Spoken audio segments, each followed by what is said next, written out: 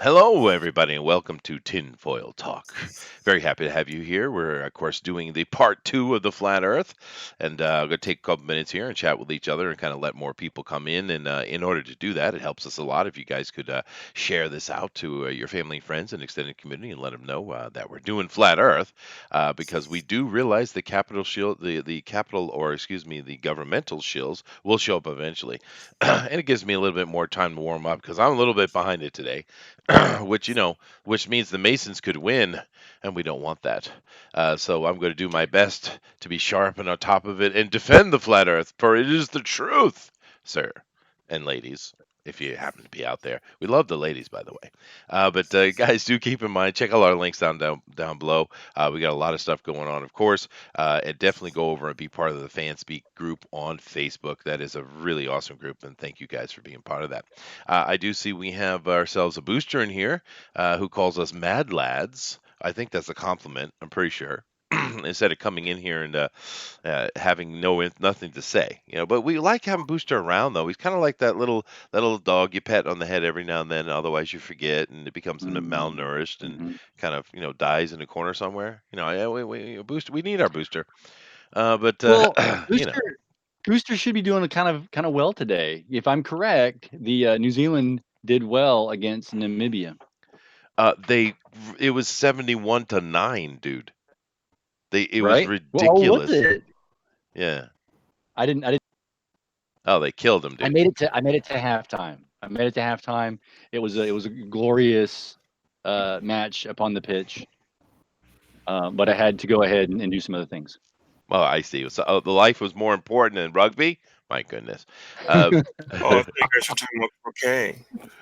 oh God, no, no, absolutely Oh, not. No. No, but, at least with the Australian game, because Australians killed Uruguay, the game I got to see live. Oh, But at least at the very end, Uruguay pushed their way in and got a try, got a touchdown, right? And oh, good deal. Yeah. yeah, so everyone was happy. The whole arena was really excited for them. Poor Namibia didn't get nothing, dude. They just got literally walked on. It was Yeah. horrible. Oh, and Todd, it's cricket. It's not Yeah. croquet, yeah. croquet. Well, it's that game with the mallets and No, and then no, it that's crochet. Oh, no, I oh, get it. I'm No, with that's him. I crochet. gotcha. Yes. I Yes. And gotcha. Booster's correct. Booster is correct. He says that they did well because they're the All Blacks, which of course is because they're all so it's Yeah. the it's the Well, called unfortunately you're roboting amiibo. again. Hopefully that'll clear up. Kind of like acne. Joe Maroney says Kansas point of no return. No, as in understanding return. Look at the album cover, then ask, what did they know? What did they know? Well, John Lennon knew. That's why he was shot, right? Because he knew, right? Kansas was on the flat Earth before it was cool. A lot of that coming out of the '60s and even into the '70s, there was a lot of flat Earth stuff going on. Actually, of course, there's always been a flat Earth society or group that's talking about it. Of course, not just with John Lennon, he had a Wheels of Time or some kind of song like that, which seems to be talking about the flat Earth. But then again, you also have Yellow Submarine, which is talking about us living in a dome, a yellow tinged dome. A lot of bands did that kind of thing. It was very popular. And then when you had Zachariah Sitchin come out with his book, what was that, 75, 74, something like that. When that book came out, of course, that just got everyone thinking, and it influenced a lot of stuff. Some people think that it had partial influence on Lucas with Star Wars as well. Who knows? Maybe. But Booster is now calling us bad words, and he's saying ladies have cooties. Okay, okay, one day, son, you'll understand. He'll grow up eventually, guys. Don't worry about it. Flat Earth to Earth harder. He knew. Very nice, guys. All right, so everyone seems to be getting into it and warming up. Now, last week, now we got into the flat Earth, but we really covered it in a very very thin way. Of course, as we usually do here, we're just kind of introducing the conspiracy theory to you because it's hard to go into depth because in truth when most of us we don't really actually believe the conspiracy theories. We're just having fun talking about them because they are a lot of fun. I mean, I love going and listening to videos and learning about them, stuff like that. It's entertaining. But we're going to try to dive in deeper here today. And before I go ahead and give my little opening presentation, as I usually do, I just want to see if anybody here has any kind of comments from last week's show. How about we start with Todd? Wow, I don't really have any comments about last week's show. Well, you could talk about how the government people showed up in the end and started harassing us. Government Really? showed up at my house and asked me about my affiliation to Oh, did they? you. Oh my. Yeah, that was Uh-oh. really shocking. And Yeah. I pleaded sort of the dude lives in Japan. I don't even know what you're talking about. Yeah, right. How affiliated could I be? That's true.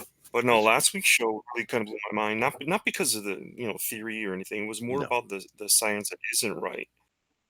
Yeah, I In the agree. equations that are off, and the ability to see, like you talked about, the ability to see further than we should be able to. The Mhm. on land on two land points, Yeah. right? And the other thing that blew my mind was the no flights to South America thing from Australia. That one kind of tripped me out. Mm. So in this one, this guy here who can chart a course with his navigator app or whatever, Hmm. that's easy. But he doesn't realize you book that flight, you get on that flight, We haven't. it doesn't Yeah, go. I talked to. I talked to Ron. That's what he's talking about. If you want to get into that today, Hmm. we can get into that as well. Sure. Yeah. Why not? Yeah. Okay. Well, let me just do one thing here. I need to. Okay, everybody, don't look. Don't look. No looking. All right, Uh, here we go. I got to give this over to someone else. I almost forgot. Yeah, I'm a little bit behind it today. All right, here we go. We got to get this guy in here. oh, we have another person that's going to join us. Yeah, We're bringing model. a He scientist. no model's pretty good at this stuff. Oh, So we definitely want to have him in here. Uh, Model. Oh yeah, yeah. Model. I like him. He works in 3 dimensions. he's really good, dude. But all right. Oh yes, it's a good point, Todd. So it's for me, there are a few very interesting points they have found in the flat Earth guys, and they've just taken it to an extreme. And I think the reason why they've caught so many people have joined this thinking is because there are a couple of things that are absolutely troublesome, and therefore they're going to. It's easy to believe it. You know what I mean? And mhm. cults exist for a reason, right? But the simple fact is you can see a lot farther than math says you should be able to. That's more than proven. We can demonstrate it It's ourselves. optics. Well, see, it could be optics, but then again, you're telling me that now my eyes can see around corners. That's very Uh, convenient. I wish it would work for me when I really need it, you know? across the surface of the Earth that has an atmosphere. Yes. Okay, so my It is. eyes can curve light and see around corners. Everybody write that No, the down. light becomes curved because of refraction, I see, because of refraction. Now you're saying the and light you can refracts, see. but now you're telling me that my eyes, which take in Mhm. the information and then calculate it in the back of my brain, is also refracting. That's interesting. That's No, that's what I'm correct. saying is I'm giving you the basics behind what a mirage is. Hmm. When people used to see mirage, when you see mirages in the desert, you see something that you think that is there, and then it turns out not to be there I see. I further see. than you But should because of the refraction. can I use science against you? Am I allowed? Is that fair play? Can I No, use? You, of Can I? course. Oh, okay. How about the movement parallax? You made that up. No, I But George, what did are you saying? What not are you make saying, that George? up, actually. I said no. He can't use science I can't. to prove his point. Model. Oh, okay, so the Hey, move. what's up? I'm What is it? Okay, I what is it? I'm dealing with Philistines here. You got to help me out. Here we go. I take that. I take offense to that. Considering all things considered, Whoa, I am. That's right. I am taking the devil's advocate today. You're right. I you are am the the Philistine. That's funny. No, the parallax movement parallax is basically Yeah. what's the easiest way? You say you're on a train, right, and you're Uh huh. moving along. It's the same thing you were Ah. talking about, but it's how our eyes perceive, right? But you're moving on a train, right? And say you're going through, and there's a forest, right? And it's kind of sloping up this mountain you're going by, right? Now the trees that are right close to you on the train are just going shoo, shoo, shoo, shoo, shoo. They're moving by real quick, right? And but the way off in the distance you see in trees, and they're moving very slowly. They're moving, but they're very slowly moving, right? And Oh, this is the movement parallax. Okay, this is how our eyes perceive things, and it also has there's a couple of useful things actually in regards to this conversation. Let me see if I can go find that. Well, no, I don't have to do that. That's I'll just explain it. But I would also like consider that to be part of like angular momentum, angular velocities, Not at all. right? no, It's no, the closer movement to parallax you, is has to move faster, perception, more angular, further than something at a further distance. No, it's Using angle of vision. It's your angle of vision. And yeah. Chester, I can give you using trig, yeah. an example that might stick in your mind a little bit better. Oh, okay, If you're go right ahead. standing, Yeah. if you're standing looking at, say you're looking at a cornfield, right? You're at the edge of the rows and you're looking. All the rows converge to a point in front of you, correct? Vanishing point. Yeah. A vanishing point. If you start walking and continue to look, you're going to see the parallax of that point appear to kind of stay in the same place. Mhm. But now if you look directly over to your right and you see like a row that's 100 rows down, you can see that row converge in front of you. Yeah. But if you walked all the way to that point, you would still have to walk that 100 feet to the side to get to that where it appears in front of you. And part of that reason is that our the lens of our eyeball is round. That's a big factor in why we tend to see curve on things when it's really not. Mhm. Mhm. Or some people have a harder time even drawing a straight line because what they're actually seeing is not feeding back correctly to the brain. So parallax is it's an illusion actually Mhm. based on the vanishing point and the horizon. So objects that are further away appear to move slower because they are closer to your vanishing point. That's right. And it's this argument, which is rather new, about the light refracting around corners and my eyes to be able to see that. It is a response to flat Earth, and that's the thing that it really is interesting to me about flat Earth is the fact that science responds to it. Science gets on it. We were joking last week when we had a bunch of trolls coming at the end and give us a hard time, which is all well and good. Like I said, I invited them to come on the show, but they there's a team of them that will show up when anyone talks about this. You have people who will get shut down. You have people who get arrested. Like we had that dude get arrested who was trying to go to Antarctica because that's all part of this flat Earth thing. They take it way too seriously when you have a president sitting there mocking it and said like we don't need a meeting of the Flat Earth Society. But why do they take it so seriously then? Why is it constantly attacked? Why does it take you 9 pages on YouTube before you can find anything talking about actual flat Earth, where everything before that, the 8 pages before that, are all debunking, parody, mocking, joke? Why is that? You know, And they there's some serious anger they're very serious anger, behind these. dude. Yeah. Yeah, no, you're right. Yeah, but it is interesting. Let me do my. We're kind of getting ahead of ourselves. Let me do my little presentation thing first. So then we'll come back to that real quick. I don't need to share it. It's very short today because we're doing a part two. So, but let me do this now. As you know, guys know we're talking about flat Earth, and it is a fascinating thing, and the thing to understand about flat Earth, I think, from the beginning is there is no one theory about it. There are many theories about it. Like, is the sun and moon inside the dome, or is it outside the dome? Is there a dome, or is there not a dome? Is there water above the dome and below the dome, or is there not? There is no consistent theories, actually. And like I said before, I think that this comes from the fact that what they have done is they've found some actual inconsistencies, real ones, and therefore they're trying to explain to themselves why these inconsistencies exist. Fair enough, right? But so that's kind of something to understand about flat Earth. It's not unanimous at all, right? And of course, we talked about the anger coming from the other side. It's like, oh, well, if it's such a joke, what are you so upset about, right? Now, of course, very interesting things about the flat Earth theory that we didn't talk about last week, of course, are the sun and the moon.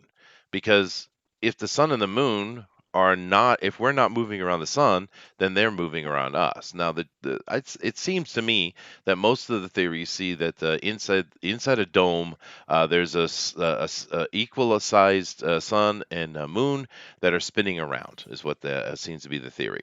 And if you go and actual measure the refraction of light beams coming through clouds, it seems that they're sitting about 3,100 miles up, is what seems to be the measurement consistently, which I found that very interesting.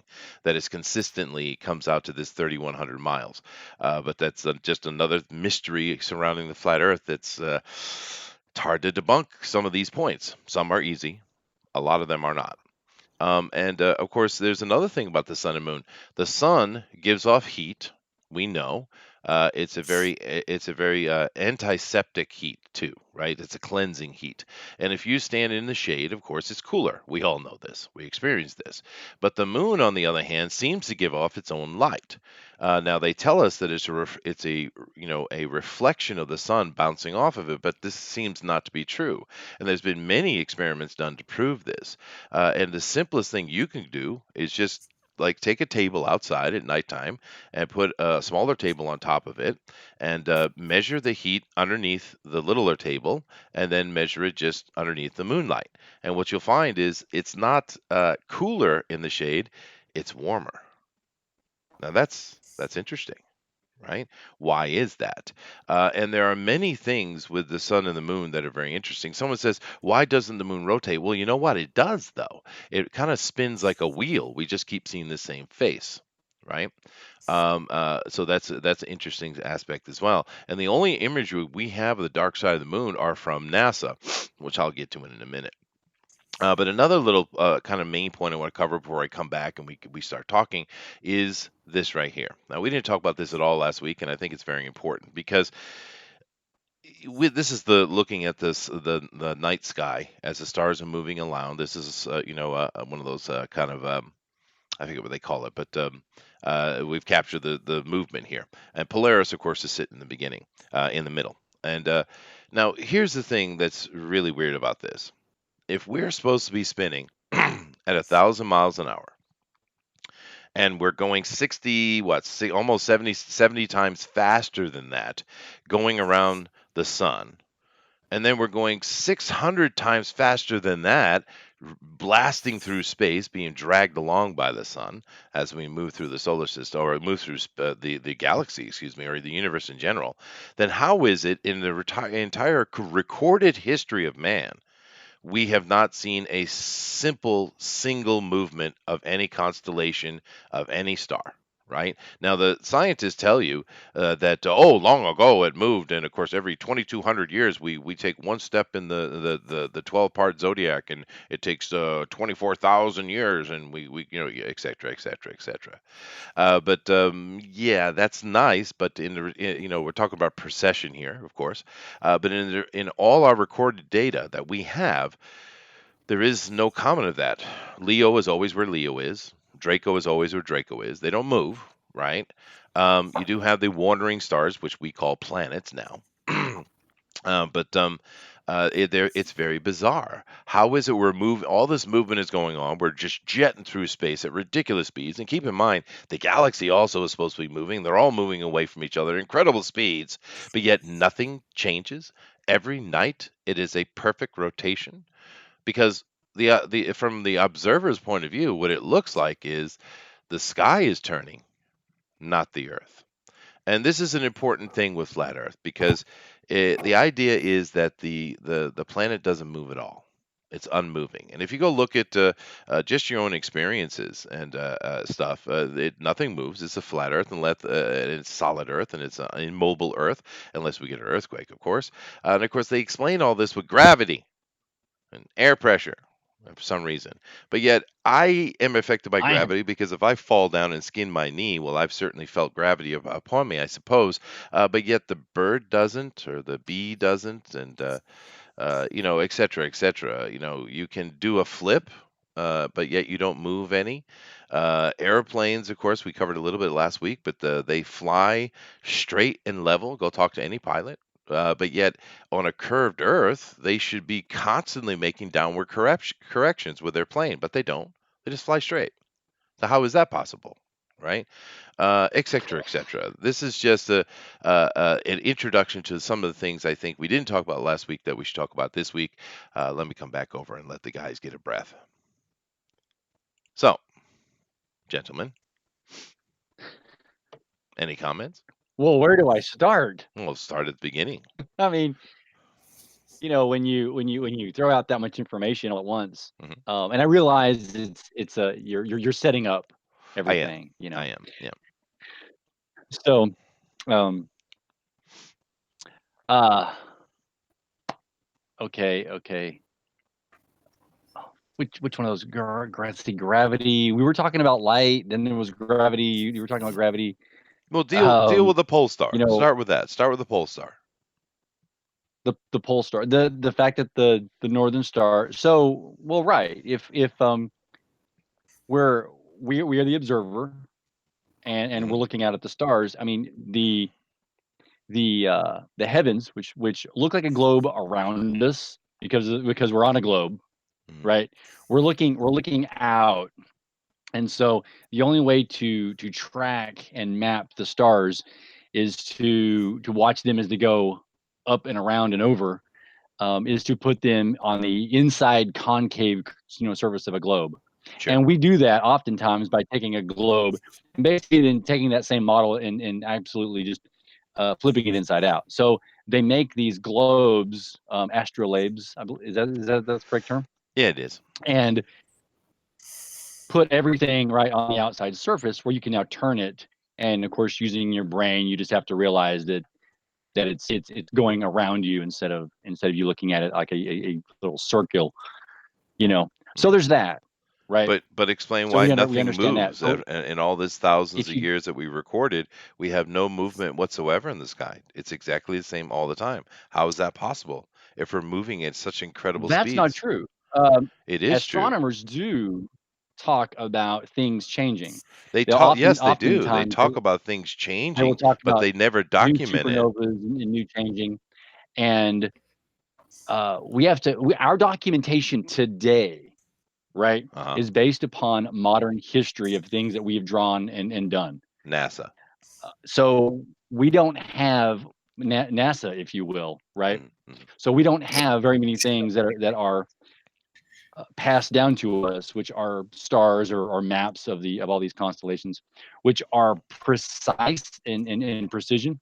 So we don't have that availability of just comparing it Mhm. to the ancient world, and Oh, especially convenient. comparing it to the pre-flood Earth, because the Mhm, pre-flood mhm. Earth was even different than the Earth now. And I have to, in all full That's disclosure, true. That's true. I am a young Earth. Yes, I'm a young Earth creationist Mhm. who believes in the 5 to 10,000 year old Earth. Yeah. And Well, so I you also know, believe in that there's a difference before and after the flood. and I'm So actually a there's not little enough bit on time. board with you with that. Basically, it's I a time am a space little bit on issue. board with you with Quickly, that. Go ahead. Go ahead. quickly with you on that though, on the pulsar and the non-changing star systems. It's a time space issue. Uh-oh. Space is big, It right? is. So says the Encyclopedia Galactica, Uh-huh. Uh-huh. told to us by Douglas Adams, that space is big. If you thought running down to the chemist was a long way, you just can't imagine how big space is, Douglas Adams would say.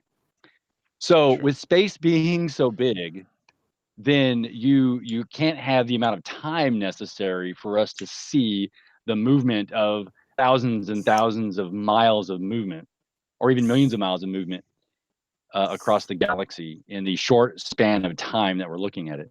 Hmm. And Richard Simmons says, of course it's fake. It had to be. Sorry, go ahead. But how do you know space is so big? Yeah, it's a good question. Well, how okay, so big is that's it? all determined. Well, it's. I'm not going to necessarily say it's as big as astronomers say, because we don't know everything that's out there that's in space. It has to be big enough to be filled with all of the stars and galaxies that are in it. Okay, and that's a lot. If you look at some of the maps of the, even just the Hubble, when they show the Hubble map, Mhm. the Hubble, and they leave it in one location, and they look at 1 centimeter Mhm. of space long enough to get all those. You've got thousands within one tiny little. Yeah, it's radio data Are that you someone goes and then yeah, creates an are you artistic aware? impression of. Yeah, Yeah, are you yeah, aware that the Hubble does not take a photograph and has yeah, never taken a single photograph? yeah. It's a radio telescope, dude. And it's also every picture of the Hubble we've seen is a CGI thing, and they admit that, Yeah, by the the, way. the Hubble And does it's not getting create data. an image of any kind. It sends back data. Yeah, it's a radio Okay, telescope, dude. so I don't even have to use the Hubble. All I have to do is tell you to walk outside and start counting stars. Yeah, well, There's a then lot again, of stars out there. God said that He stretched out the stars like a curtain across us and put them in rotation. I think the word was spinning above us. So even in the Bible, I was go. it talks I was about going to the go to religion. God moving the stars around us, right? Uh-huh. Now, not to bring God into Hmm. it, but I'm just saying that that's kind of an old thinking that the stars are turning around us, not that we're turning around them. There are about a dozen different scriptures that say that God stretched out the earth, and of course, Mhm, that's where I draw my inferences from the mhm. fact that the earth is 3 dimensions, that the space is 3 dimensions, and that we're moving through a celestial heavens. I get that from the Bible. So all of these dozens of scriptures that say that God stretched it out, one of the scriptures actually indicates that He stretched it out merely with His hand, from His thumb to His pinky finger. Yeah. And the idea of this, not only does it actually demonstrate the concept of the Big Bang, Oh, in that there was a guys, point in did you which bring that is that there was conspiracy theory into this too? Here we go. I sure did. The fact that there was a point in which there was nothing, it was more compressed, it was together, and God stretched it out. Hmm. And of course, that lends to all kinds of different theories on stars, red shifts, and what else is going on without the within and without the universe. Uh-huh. But all these stretched out theories go completely against flat Earth theory, Really? because you Because a lot of can't people would have take the exact opposite take than you are. Now, I'm not. I'm the because you worst can't person to take have God's side on this because but I'm just saying from the religious point of view, and not just the Christian one, by the way. It has always been seen as that way. You know. the stars. The stars can't be hung inside of a firmament if it's stretched out. Okay, if Why it's can't stretched it? out, that means the galaxy is stretched and pulled out in a way across the galaxy. For there to be a firmament, and the firmament was related in the Bible in a completely different way. The firmament was put over the earth while the universe was stretched out. So Yeah, those two things well, are let's in get it. If disagreement. we're going to reference it, let's get it clear then.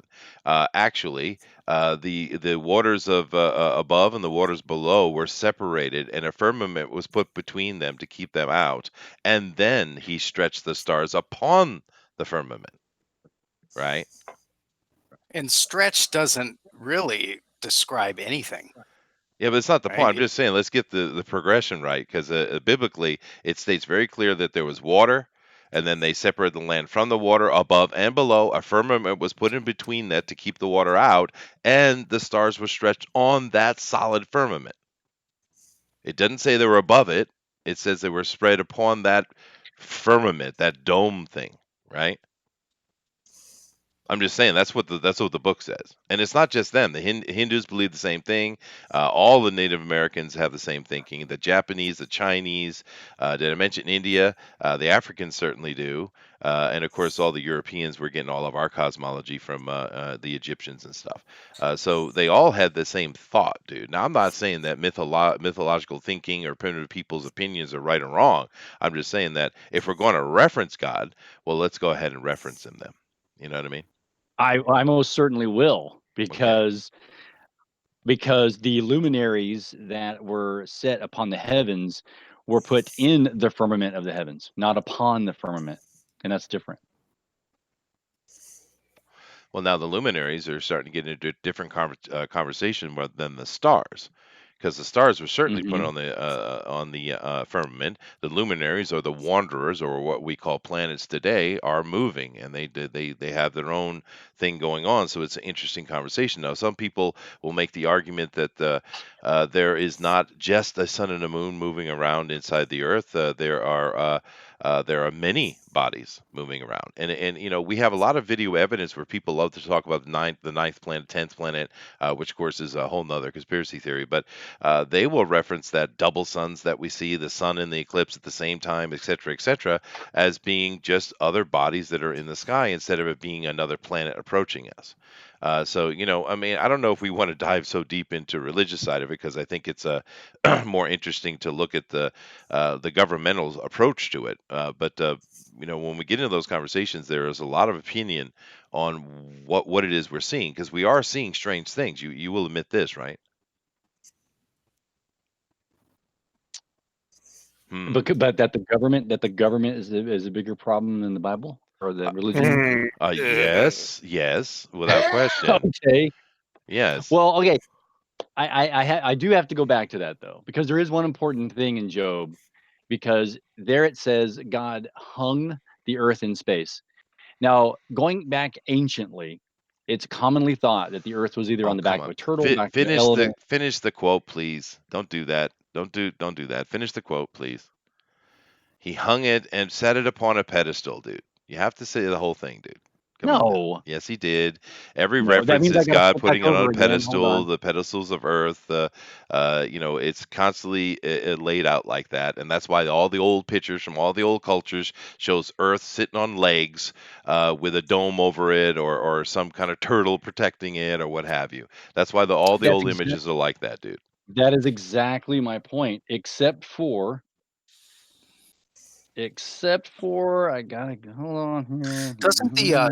Doesn't the story of the flood even talk about how the windows of the firmament opened up to let the Yes, water in? it does. Yes, and Yes. that's a little bit different. Is it? That Yes, it is, because that is different than flat Earth. Um, hmm so Well, and I'm not saying the Earth is flat. I want to be very clear about that. I'm saying the only thing I will say is it's not a sphere 25,000 miles in circumference. No, that's obviously It's something wrong with that. it's Yeah, not that. it's not. Yeah, So it may be way bigger. yeah. Well, while you're doing grabbing your verses there, DeWolf, let me come over here and try to catch the chat, because you guys have some opinions here, and that's cool. Let's see here. Don't they teach pilots to navigate as if the Earth were flat? Yes, they do. no, they Tolfer do not. says, yes, they do. Yes, they do. Yes, they No, they All do. do engine not. The they universe is do. so big. That Yes, was they do. covered a long time ago, dude. It's Uh, all based on No, it wasn't covered Euclidean with me, geometry. and I know you're wrong because I'm a student pilot. Oh, sweet. The universe is so big and astronomical distances are so vast, we don't really notice the changes in our short time. Okay, well, what about the couple thousand years just since Roman time, where nothing has moved at all? I get the point, though. The pyramid says the base of the pyramids are older than that. I don't. What do we talk about pyramids for? Bianco fights the zombie says, I think planes follow the great circles when flying. The shortest distance on a sphere is a great circle path. True. But we talked about that a little bit last week. But if you go look at a lot of let me give you a perfect example. This is actually will I think answer that really quickly, and I'll come back to the wolf in a second. Um, we had a situation happen some years back, and there was a flight going from the Philippines going to Los Angeles. And along that path, a woman went into labor and they had to land, right?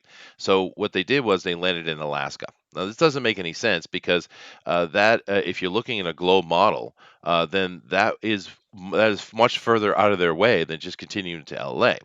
And it's very confusing. Why did they do that? They want to land as quickly as they possibly can to help this lady out, which they did. But then again, if you take and look on a flat Earth model, well, Alaska is between the Philippines and LA. So it made perfect sense that they stopped in Alaska, right?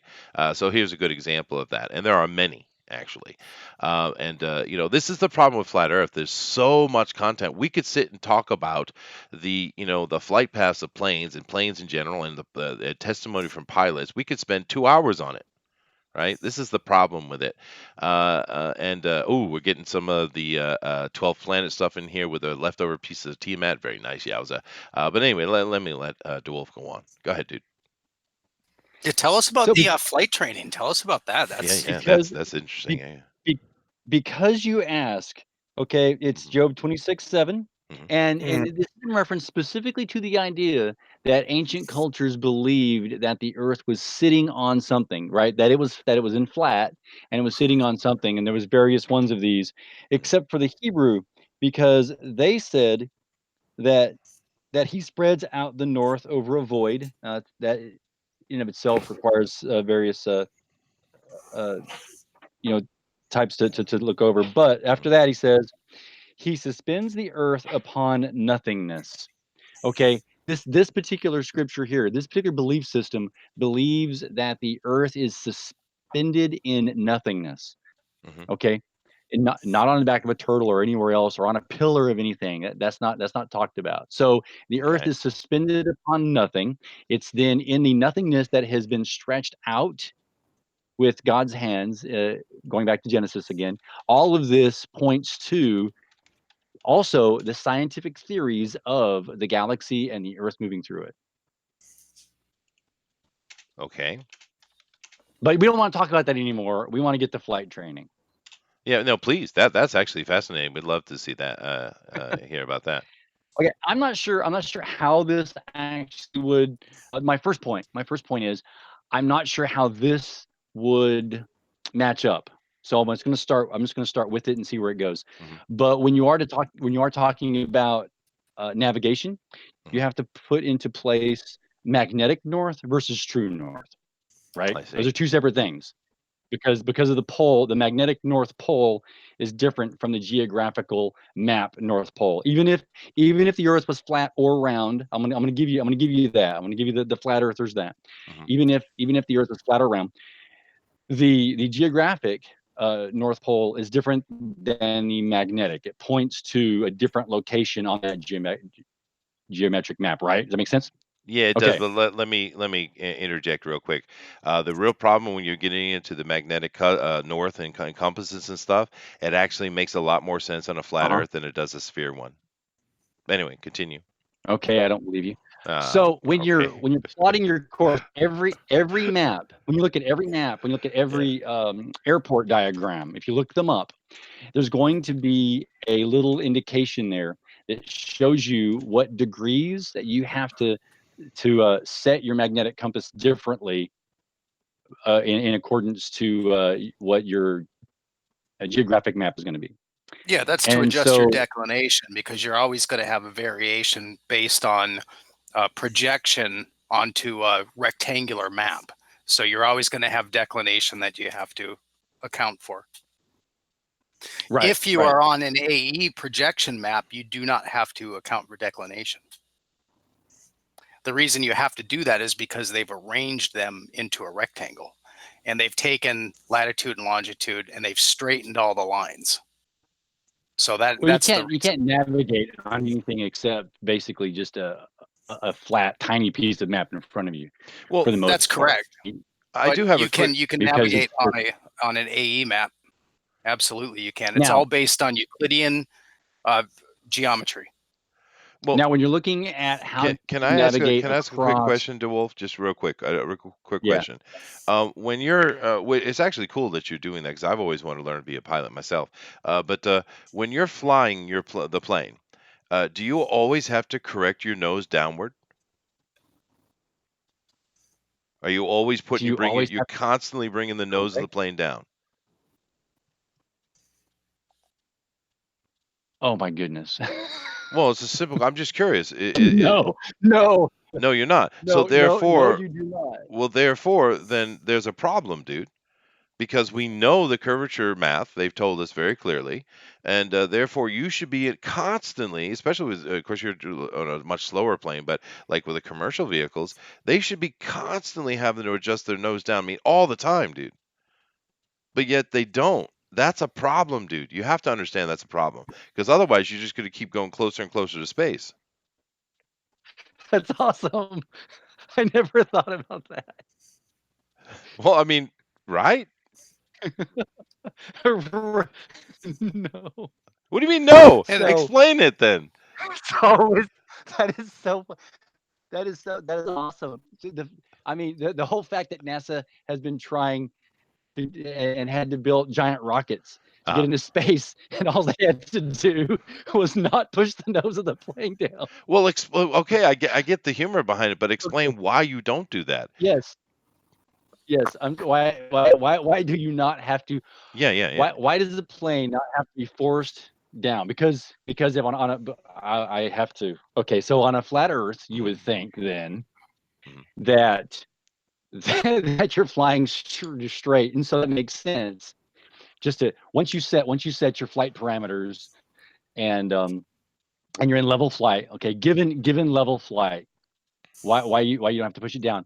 Because as you fly forward, okay, gravity, which is circular, Mhm. okay, gravity's always pulling you towards the center of the Earth. First off, second off, you always have all of the other pertaining forces of flight that are engaged. There's thrust versus drag versus gravity versus lift. Oh, All I those see. So things you're then therefore what you're saying is you're always pushing the nose up then. You're constantly trying to keep up then. well, no, neither. Oh, okay. Once So you magic again. I once you love how set magic works. Magic is magic awesome. again. Once you trim your plane for level flight, Uh-huh. basically you can maintain level flight, all forces being the same. Well, that doesn't make any Um, sense on a the- curved Earth, dude. Either the gravity is pulling you down or your plane is moving away from the curvature. It doesn't make any sense. Gravity then has to Gravity is super magical, act dude. upon you. I'm telling you. Gravity then is then having to act upon you Uh-huh. in a curved way, in a curved surface, So you're saying that right? gravity is keeping me perfectly balanced in my airplane. So basically gravity was designed to work with an airplane. That is badass, dude. So as you fly forward at Uh-huh. 500 or 200 miles Uh-huh. an hour, Uh-huh. which giving a circular Earth, you should be leaving. You should be leaving the Earth's surface, like as you say, getting closer to space. Mhm. Okay, gravity then pulls you actually down towards it again, Uh-huh. right? All of your lift and all of your thrust actually is trying to get away from gravity. So gravity, you've set yourself to go to oppose gravity, and your flight path is then curved around the curvature Oh, of the Earth. so then you are constantly moving your nose up then. You're constantly leaning your nose up there. You're constantly having to lift that plane up away from that gravity. You're constantly having to fight that gravity, which is trying to The pull you plane down into is that curve. the plane is once you reach level flight, you have reached an equilibrium where you no longer have to do that. I see. So gravity, which is why did they supposed to be call this. it? Why did they call it level flight? Because Oh, level is that's level. interesting. That's interesting. Yeah, It it's sea it is level. level flight. What do you It mean? is. It is. Yeah. Well. Okay. Well, if that's true, Okay, so where do we want to go? Where do we want to fly to? I've got up my aeronautical chart, and I'll share my screen, and we'll see where we want to fly to. Where's the worst possible places to fly on a curved surface? let's see. To fly, let's Is let's it go from it's from Australia, right? well, it seems like that. We could go from South Africa to Patagonia if you'd like. Um, Patagonia, no one Hmm. goes there. Where's that? Oh, okay. That's a good excuse. Thank you. South America, So the tip. we're gonna depart from fact, which is apparently fact is Cape Town in Africa. So now where are we going to? Oh, we're going New to. Zealand, where boosters at. Oh, sure. Go ahead. How about New Zealand? Yeah, go Okay. to New Zealand. Let's go. Let's NZAA. go deal with the oily bird once and for all. I agree. Let's see. Okay, now I've got to zoom out because this is crazy. This is crazy wicked. I've never put this in. I've never tried this before. And speaking of never trying things before, we have to share and then boomer that up Yep. And then I'll white and box you. then There you go. Okay, cool. Here we go, get guys. ready This is and then technology get in ready. the happening. It's happening right now. Go Okay. ahead. So here we go. Here we go. This is right here. So this is I just put these in. I'm departing from South Africa. I'm going to New Zealand. This is the course that the computer has laid out for me to go. It actually takes me over Antarctica, which it can't which because we it's all illegal. right. You can't. You So can't. which is interesting. This computer model basically dictates that the shortest distance between these 2 points, which is 6,355 miles here, is this particular. Why did it do that all of a sudden? But you It went realize that weird. that's not what they do. They fly up to Dubai, and then they or something like that, and then they come down. They don't do what you're showing here. They never do. Right. They fly up to Dubai. Is that what you're Yeah, saying? that's usually where they'll What do I stop do with you. this? What do I do with this box? I don't know. That's a good place for it. Right Dubai. there Well, is fine. There you go. That's perfect. Dubai's up here then, right? Yeah, it's in the Middle East. Yeah. Oh, wait, over here. Because usually what they'll do is they'll make like a V shape. They'll go all the way up to Dubai, and then they'll come down to Australia, New Zealand, what have you. They never take these ocean routes. And I've heard a lot of arguments why. There you go, something like that. That's more realistic of what they'll actually do. And then, of course, people ask the questions, why do they do this? Because on this map, it seems a bit odd. But if you look on a flat Earth map, well, it's a straight shot. It makes perfect sense. It's directly in line with each other. Yeah. It's also economics. Right? Because I have so many passengers I gotta fill. It's so much better for me I to see. on a commercial airliner. On a I see. commercial airliner, I have to fill these seats up. I gotta pay for everything. And it's interesting because even from Dubai to New Zealand, I'm getting this curved arc, especially once I get across that equator area. Okay, It so it wants what to De curve Wolf is saying, everybody, is the South Africans are so poor they can't afford air flight. over this distance. No, they can't. They're I poor. mean, They over don't this have monies. to go from South Africa to New Zealand. It's racist. Oh, that's not a race. I see what you're doing here, and you're wrong. Go ahead, continue, dude. But economics, when you're going across the globe, it's all about economics and putting people in seats. Air travel is entirely different. That's why I went to this, because this doesn't take that into account. This says, what am I going to do myself? And the problem with this is, even if I can change my speed over here to 500, what? Yeah. To Well, what if the 500 flight takes knots off instead of 100. from South America and it's full? Yeah. That was kind of the point I was trying to get to. Thank you for making me clearer. Oh, I see. Okay. Well, what if it? Okay, I have a question I've had ever since I was a little kid. Uh-huh. And I'd love to see, because the chat will probably get on this. At where I live at our latitude, we're supposedly traveling about 700 some miles an hour because of the rotation of the Earth. Right.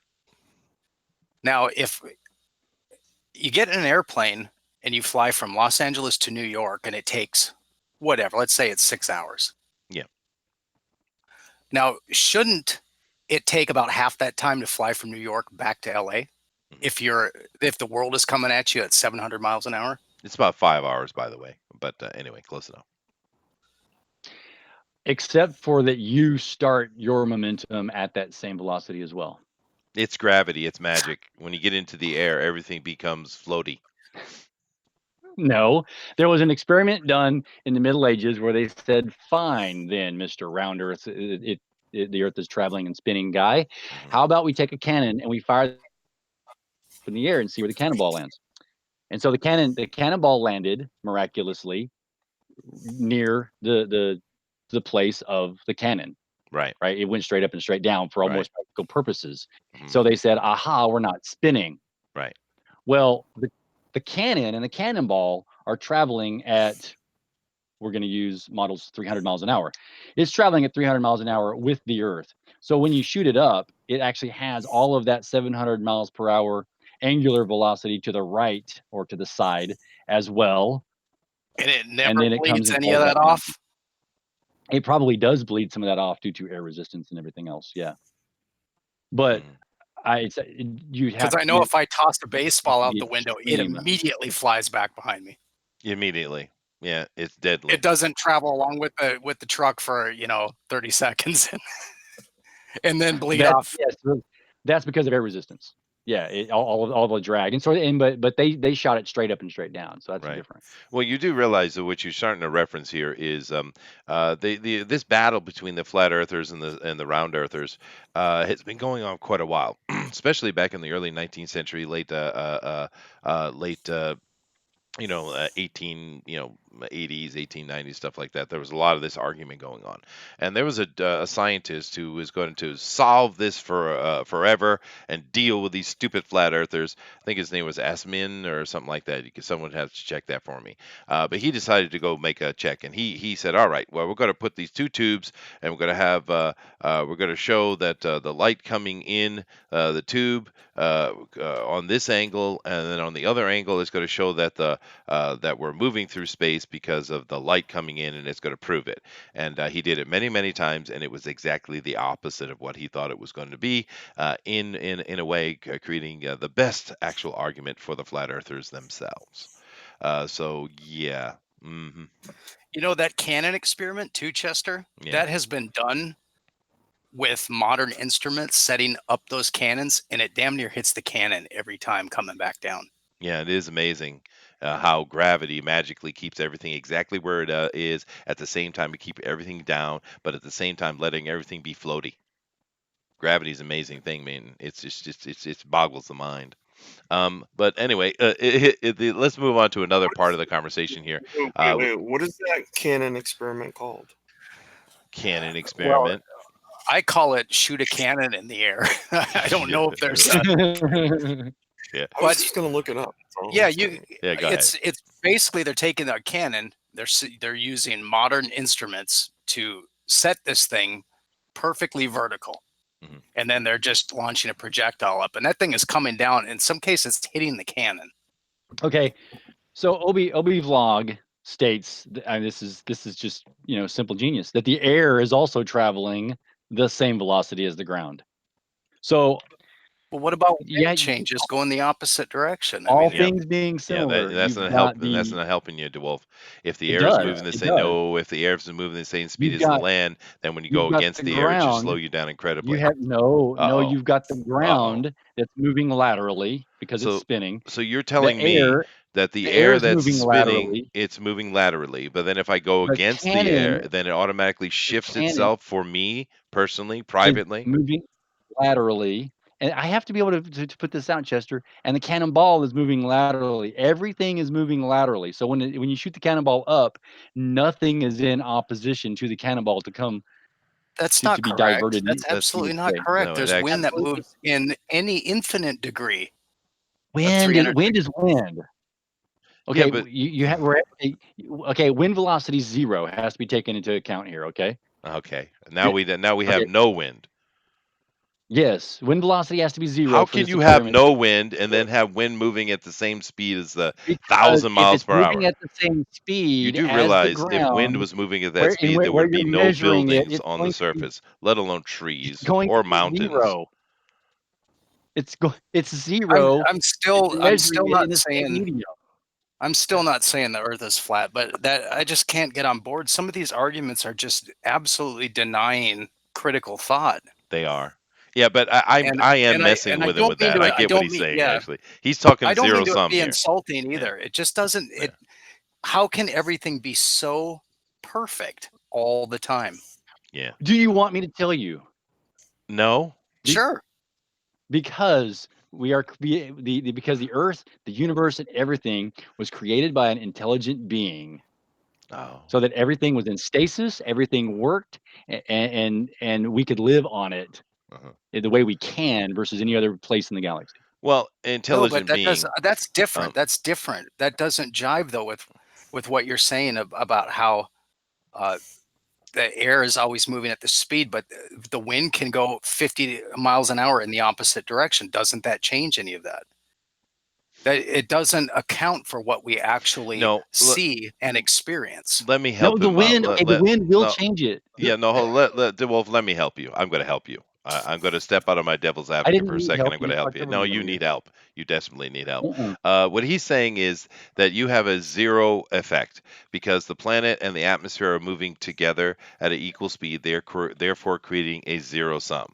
But wind itself, of course, can go beyond that and have its own life and its own existence, whether it be going east, north, northwest, southwest, whatever. But the zero balance that is the speed of the Earth and the atmosphere moving together creates a null effect. This is what he's trying to say. No, and I understand that, but if that, let's say that projectile, whatever it is, goes up 1,000 feet in the air, how does that not bleed off that lateral velocity to where we leave that ball behind? How is that physically possible Because we're in based synergy. on Because we're Because in that synergy. distance, and because that distance is also so infinitesimally small it's not. compared to No, it's not. what's going on around it. It's Yes, it is. not. The Earth is only 25,000 miles around. Now, at the equator, it's going 1,000 miles an hour. It's not infinitesimal. It's not. absolutely not. But model, it's The- usually the the Earth argument is they bleed not- make. off. No, We're so the small and bleed we're off. specks of dust. We're nothing. We're not important. It's- You're getting off. No, You're getting no. off topic. No, you're right. No, that's the problem. Because of the humor and stuff, we get off topic because it's that bleed off you're talking about. That's what's so small compared to everything else. Well, no, and it's interesting you make these arguments because I wasn't joking about the infinitesimal speck of dust that we are. Because they've been pushing this, Yeah. scientists have been pushing this for a while. Because you're not special. Some intelligent being didn't create you. You are nothing, right? And that's part of this whole global thinking, dude. It really is, actually. But That is true, yeah. let us move on to the next topic here. We could talk about this all day and have a lot of fun with it, but we need to cover more ground. Before I do that, though, I do want to go back to that intelligent being, though, and rattle off a few verses to you. I'm still Isaiah. here. Yeah, I know you're here, dude. Thank you. Thank you. Sorry. But Isaiah says that it is he who sits above the circle of the earth, and its inhabitants are like grasshoppers, who stretches out the heavens like a curtain and spreads them like a tent to dwell in. Psalms. He set the earth on its foundations so that it should never be moved. Revelation. After this, I saw four angels standing at the four corners of earth, holding back the four winds of earth, that no wind might blow on earth or sea or against any tree. Job, he stretched out the north over the void and hangs the earth on nothing. Same one you said earlier. Matthew, again, the devil took him to a very high mountain and showed him all the kingdoms of the world and their glory. Proverbs, when he established the heavens, it was there. When he drew a circle on the face of the deep. Interesting. Job, can you, like him, spread out the skies, hard as a cast metal mirror? It goes on and on and on. There are literally hundreds of them in the Bible that are talking about a non moving earth setting upon pedestals. It is a flat earth book. Anyway. Except you have to look at many of those in context. I see. When you take them in spiritual context, many of those things talking about foundations are going to be different. And then many of the other ones talk about there being circles, and that's very interesting. Yeah, It's always circles, not talking about spheres, circles not and balls, circles. circles. Yeah, exactly. Mhm. I agree. Anyway, So, let's move on. have you ever heard of the? I got a few different things before I go on to my next very interesting and controversial point. And one of those is, I believe, asks about if a Christian can believe in a round Earth. Well, that's funny that you say that because I am the Christian viewpoint, and yes, I believe in a round Earth, and that's what I've been arguing. So, have you heard of the Imago Mundi? So it goes back to the 6th century BCE. Yes, I have. Yeah. Okay, right. What they do often there is they go ahead and draw out the Earth, a little map, right? It's a map of the world on a clay tablet, but it's also depicted in a circle, right? Yeah. So I mean, maybe of course, I guess the argument could be, oh, well, it's not, it's a flat circle. But when I and others like me see that, we see that as a globe, Mhm. that the Well, ancient man knew it was a globe. And that leads me on to my other point, where a lot of this types of conspiracies come from. And many people point to the Illuminati, right? You can't assume this as a globe back then. A flat circle. The assumption back then would be a disc. yeah. Well, we have a lot of imagery and stuff from the Jews and other cultures that show that they didn't think that. They thought the Earth was That's flat. in, Yeah, in context. In yeah, yeah. context. Well, before you get to that, though, DeWolf, we'll come back to that in a second. I do want to move over to Okay. another point, if I may. If I may. Now, I think this is a very important part of the conversation that I'd like us to have before we go on and start talking about Illuminati, Masons, and things like that, because that's an important part of the conversation too. At least for some people, it is.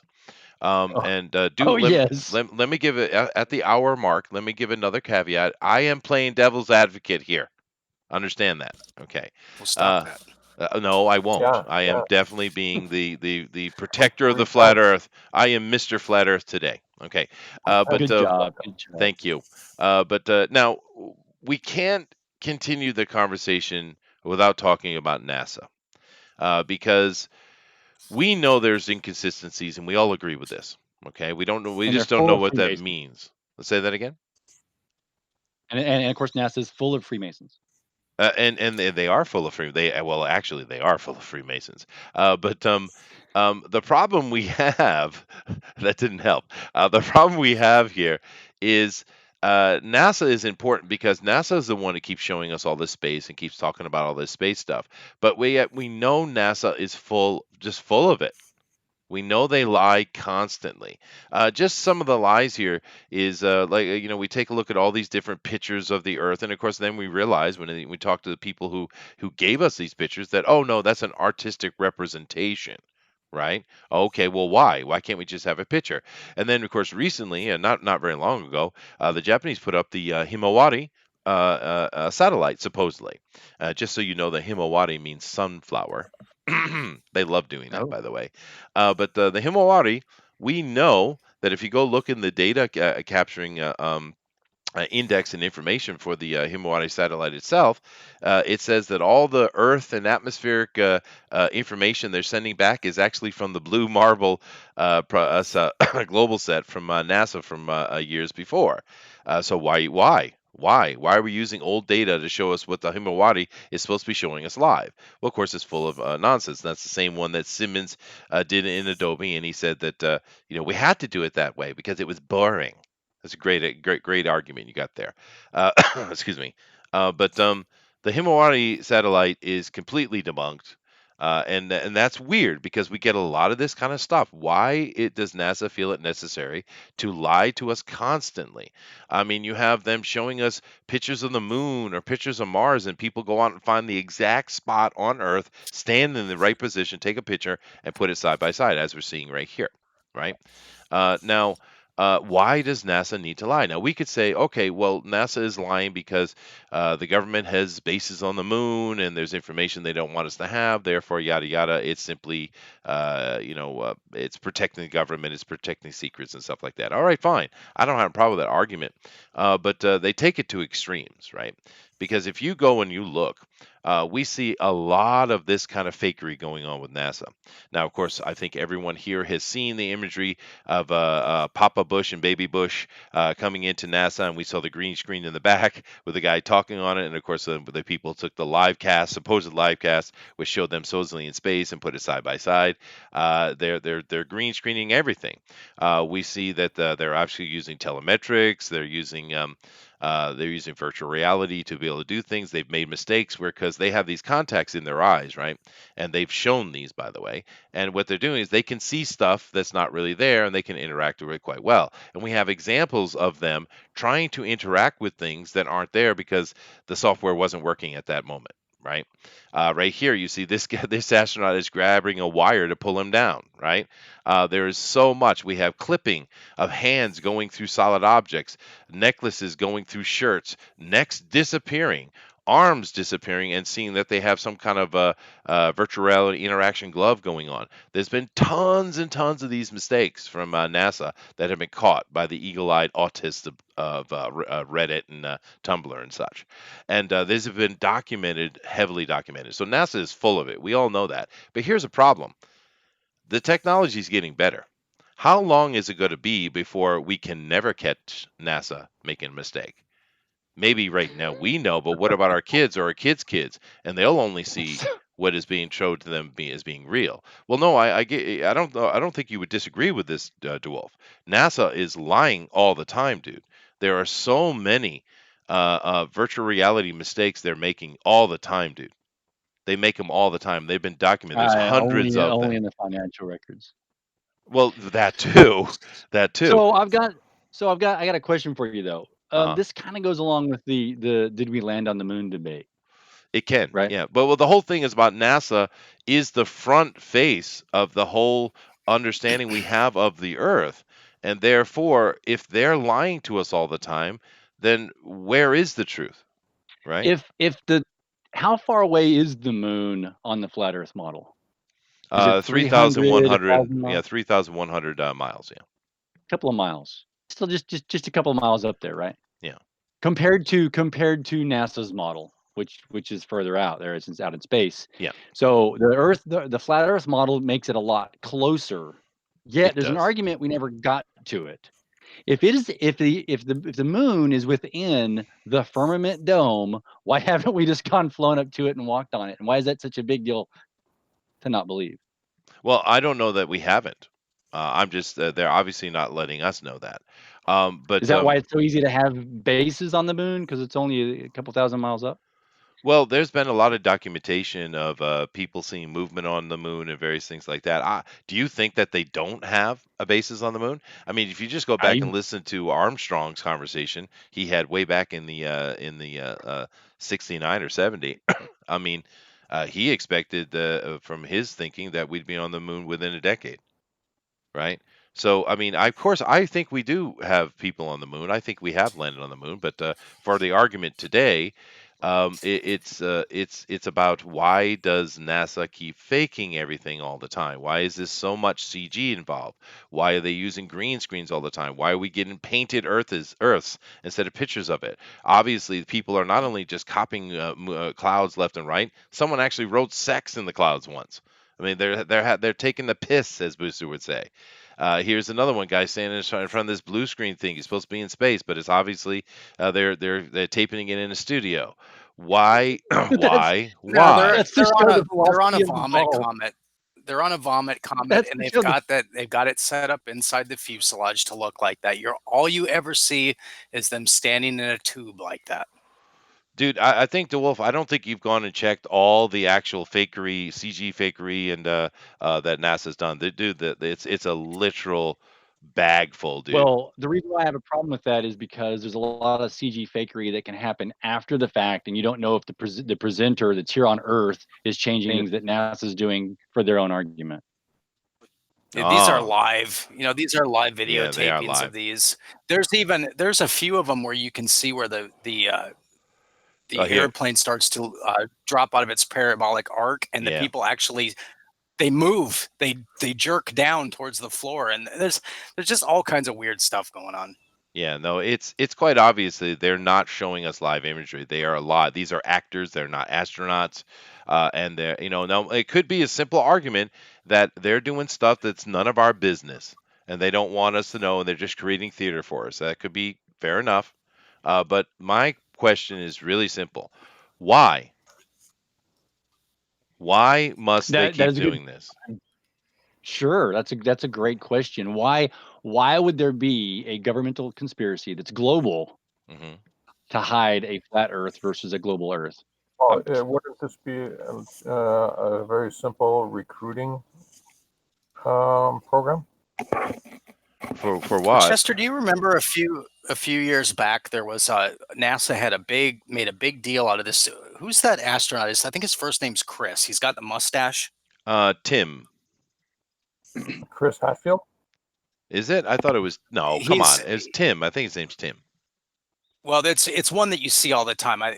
Whatever his name is, I thought it was Chris for some reason. Maybe it But they is. made this big thing about how he was going to play guitar and sing a song with Yeah, that's a Chris Hatfield. school. Yeah, with a school band.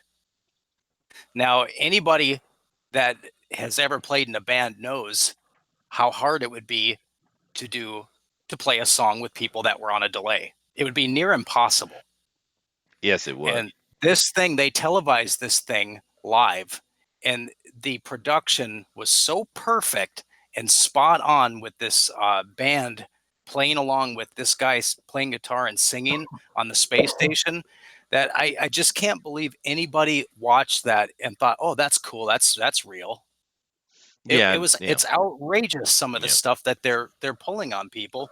Yeah. And it has nothing to do with flat earth or round earth. I think that gets thrown in there to elicit that response and to get people to divert their attention from why this other stuff is going on. And like you say, Chester, if they're up there doing stuff that they don't want us to know about, why they're taking $52 million in taxpayer money, stealing it from people's labor every day. That's daily, And by the way. what $52 and million what are they a day. doing? Yeah. What are Yeah. they doing up there? That's And a good why question. don't we have a right to know? Well, especially being But an American. this Yeah. stuff comes up. This comes back to other citizens and people, and that's why I caution anytime people start talking about this, don't get mad at each other about Oh, this no. flat earth, round earth thing. It's not the issue. There's some other issues. Why can't people go to Antarctica? Mm. Anybody that wants to. Why? Yeah.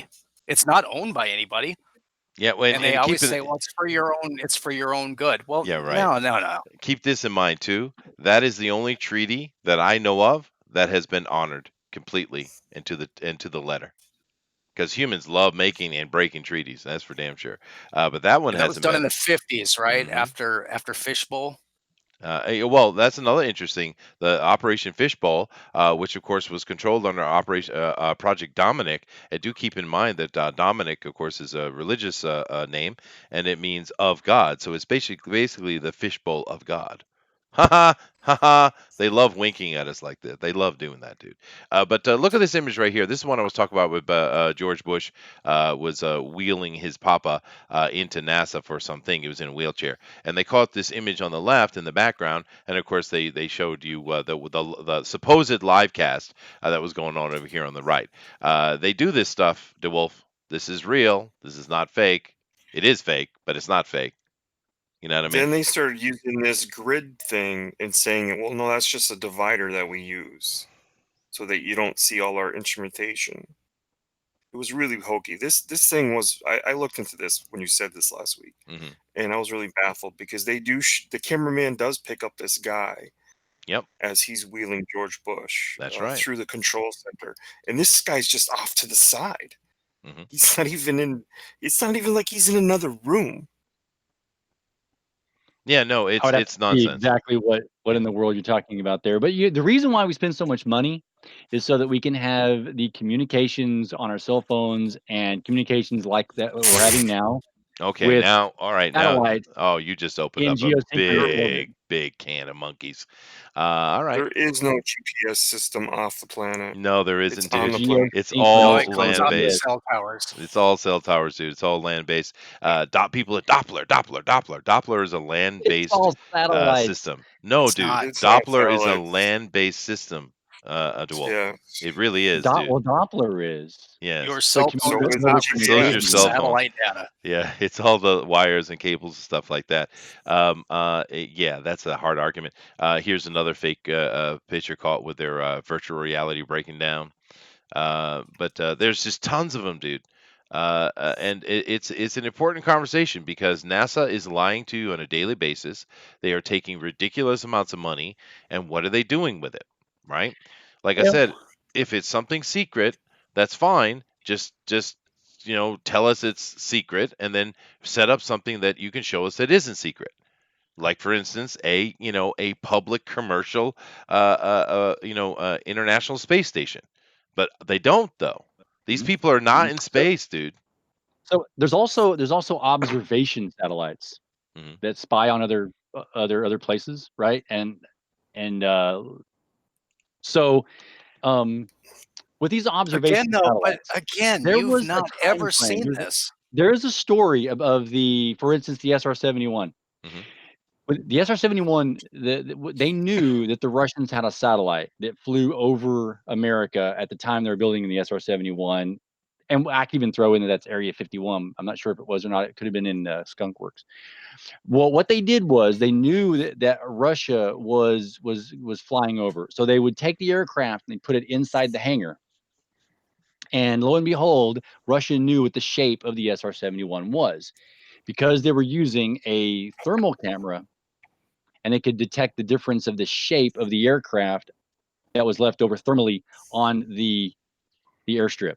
Now, they kept moving the aircraft in and out, trying to hide it because the satellite was not just sitting overhead. The satellite was flying around in a circle, coming up the horizon, then going back, declining over the horizon on the other side again. Mhm. That's what was happening in the Cold War. Yeah. But again, this doesn't mean space. Satellite doesn't mean space. No, Otherwise, the satellite would have to go spinning around in some crazy flat arc above us, and it could see anywhere all the time. Mhm. But it doesn't mean space. That's what I'm saying. There's nothing there. You haven't seen the photos, and you haven't seen that thing in space. So all you can ever do is take someone's word for it. I can see Mir. I not Mir anymore. I can see the International Space Station.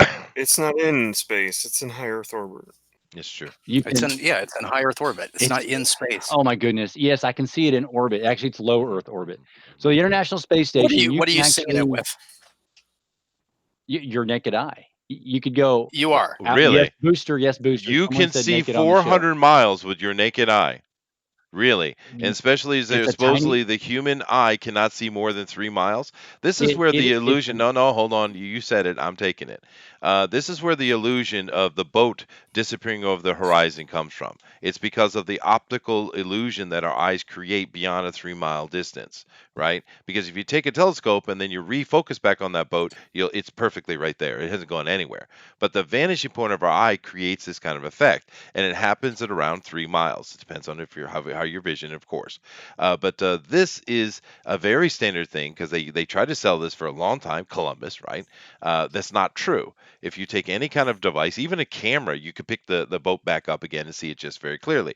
But yet, I can't see more than 3 miles without my eyes distorting things at that vanishing point. But you're telling me through the atmosphere, which is full of moisture, I can see 400 miles?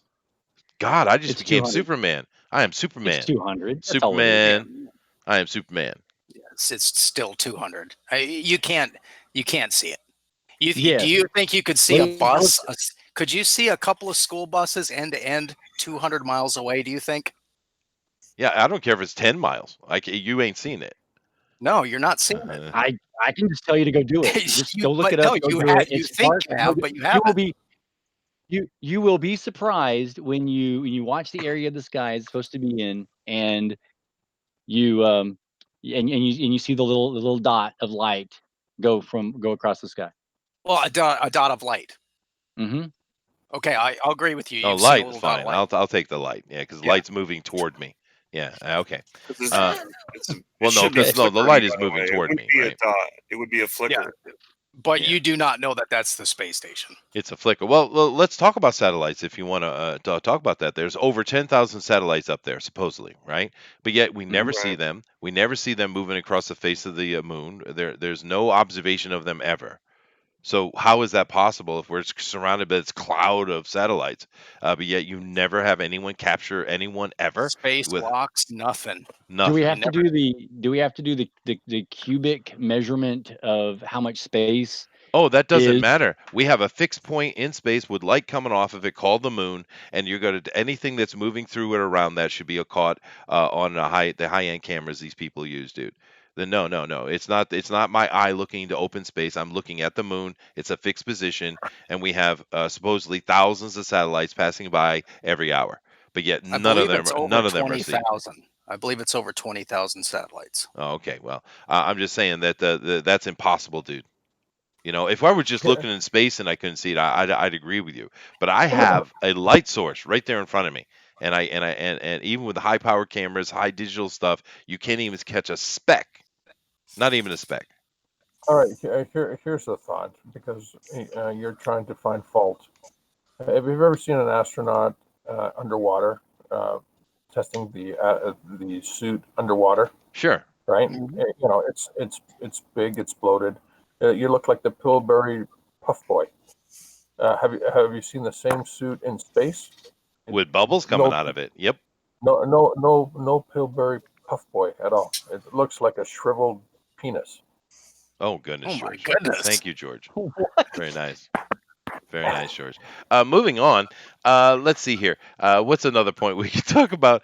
Oh, here we go. Now we're supposedly seeing the sun, this enormous, gigantic thing. Let's talk about the sun for a minute, because the sun is very troublesome. Um, we're supposedly seeing this sun that comes over the horizon, goes over the top of us, and disappears over another horizon, over the curvature of the Earth. But yet, Supposedly. supposedly. Now, dude, Yes. I am the flat Earth guy today. Get it I right. know. Go All ahead. right. All right. So, this thing comes up, and when we see it, it's really small. But as it gets closer and closer to noon, it becomes bigger and bigger and bigger. Now, this is an enormous object that is 93 million miles away. How in the world does it become very small and then become very big over the course of 6 hours? Why would that happen? Now, some people have tried to make the argument against this, but experiments people have done has shown that this should not be happening with that size of an object, but yet it does every single solitary day. And if you actually track the movement of the sun, instead of just with your eyes, you use a camera. And once again, I can't remember that, and the guys help me out in the chat too. I can't remember that The term. P900. No, no, no. You're talking about The where they P900. take 6 hours and put it into 10 seconds. the time lapse. Time lapse. Thank God, my brain. Time lapse. When you look at it, you actually watch the time lapse. It doesn't. This is the freaky thing about it. If you watch it in time lapse, the sun doesn't look like it arcs over the top of us. It looks like it comes from one point and goes straight out to another point. Right? It's very interesting, especially the No. size thing. Now, hold on, I'm not finished. We have another great example, which comes back to the movement parallax that we were talking about earlier. Okay, there's this satellite, or this high-end. It's not a satellite; it's a balloon with a camera on it, called Red Dog, I think it was. And they had some imagery way up high, and the camera's kind of bouncing around. But we see the sun. This kind of looks like it's right in front of this thing, but that doesn't really matter. Of course, that argument is instantly killed. But the sun has a hot spot right on the Earth, down below in the clouds below it. And even though that camera is bouncing around and moving, that hot spot doesn't move once. And we know with the movement parallax, which we explained earlier, which the model did a good job of explaining, that should have been moving all over the place, because we're talking about a 93 million mile away gigantic object that's putting a light onto a single spot on the atmosphere. That only happens if the object is local, right? So the sun is a real problem for a round Earth theory. And I would love to hear someone explain to me why these things happen. I would God, also say too that just from pure observation, if you're standing outside at say like 10 a.m. and the sun's it's starting to come up, it's not quite overhead yet. But if you notice the difference in temperature from that position till noon, when it's directly overhead beating down on you, this is something that's supposed to be 93 million miles away. Right. A couple of thousand miles in difference of your point to the sun is not going to make a difference at all over 93 million miles an hour. There is such a distinct change in temperature. And I know people will say, well, it's the angle coming through the atmosphere, but I'm sorry. I mean, at some point I have to look at the world that I live in and start to kind of make some observations based on experience, and maybe not what a bunch of people are constantly saying that have a pretty big history of lying on top of a bunch of True. other things. So okay, what observation is this? What you just described is the angle of the rays that are coming down. So yeah, what you just said is debunked. How? Real, how? because How? You just said it was wrong. That's not debunking. Distance is irrelevant. The angle of the rays that are coming down in the morning are say but George, how do you put a air. single hotspot It's on the not- top of the atmosphere and not bathe the entire planet, or at least that side of the planet in sun? How do you have a single hotspot, dude? This is under the assumption that they're thinking in a linear sense. When you're bombarded constantly with the sun rays, it's not one sun ray. No, it's an Well, of optical course illusion, not. by the way. There are no such thing as rays. They look like rays, but they're not. Oh no, the photons have been photographed. They have not. They absolutely No. have not. Are you kidding me? Have you seen? I'm not. I'm not. They haven't been. Yes, it has been. Someone look up, told you that was, and you believe it. Look. Did you photograph? Did you photograph some? Hey, stop interrupting. TED Talk. It's called the infinitesimal camera. Oh, a TED Talk. Oh, okay, yeah. Okay, I believe it now. Okay, so, don't diminish what I'm saying, please. I'm not. I wouldn't diminish you at all, George. I love you. There's a TED Talk where they have where they showed a camera that takes a trillion frames a second, and they actually What? Absolutely. What? Yeah, stop interrupting, would you? A trillion frames a second. That is badass. Yeah, look it up. It's one of the TED Talks. They showed the camera. They showed their results. They showed a trillion frames. What am I saying? What am I saying? Something? I'm speaking Chinese here. Look it up. No. It's just every time you say TED Talk, I think of a fat lady telling me she's healthy at any size. That's all. Okay, you know what? Let me get the link and I'll put it in the chat. No, Chester, I gotta bring this up. Chester, do you think that there's a camera made by human beings that takes a trillion frames in a second? I would hope there was. Do you think that exists? Yes, it does. I would hope. I would hope there would be. A trillion. Yeah, why not? You got to put a trillion into perspective. Hey, model. If it was a billion, I'd go, wow, that's. I don't know if I believe that. That's okay. You keep a trillion. So, model, you keep talking about whether or not people are telling you the truth about stuff. Have you seen the helical solar system model? So I went ahead and brought up a GIF that shows that. And are you talking heliocentric? You're not showing anything, by the way, Duel. I'm not. No, I am white boxing you though. Because I didn't click that, and then I didn't click that. I'm sorry. That's all right. There you go. So the I love this one. This one is moving, so cool, dude. Yeah, it's so cool. Yeah. So the sun is moving through the galaxy, and the planets, of course, by its gigantic gravity, are being sucked along behind it. So they're not spinning around on a perfect disk; they're chasing it, right?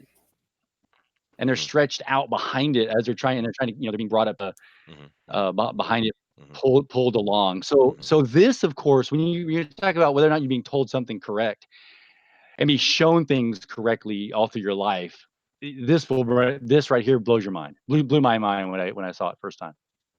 It is cool. Yeah, but it's an animation. Actually, you know what? That's silly that it blew your mind. Did you see the Monty Python song of the universe? Oh, that's a great one. Yeah.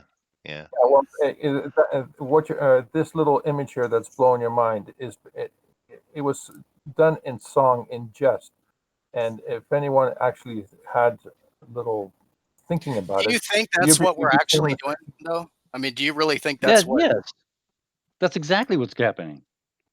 Exactly. Yes. Oh, for more close. Someone cruise out there and take some video as we were flying by, trailing our planets. This is the kind of stuff where people are not stopping just for a second to think that there is no way anybody knows that that's what's going on.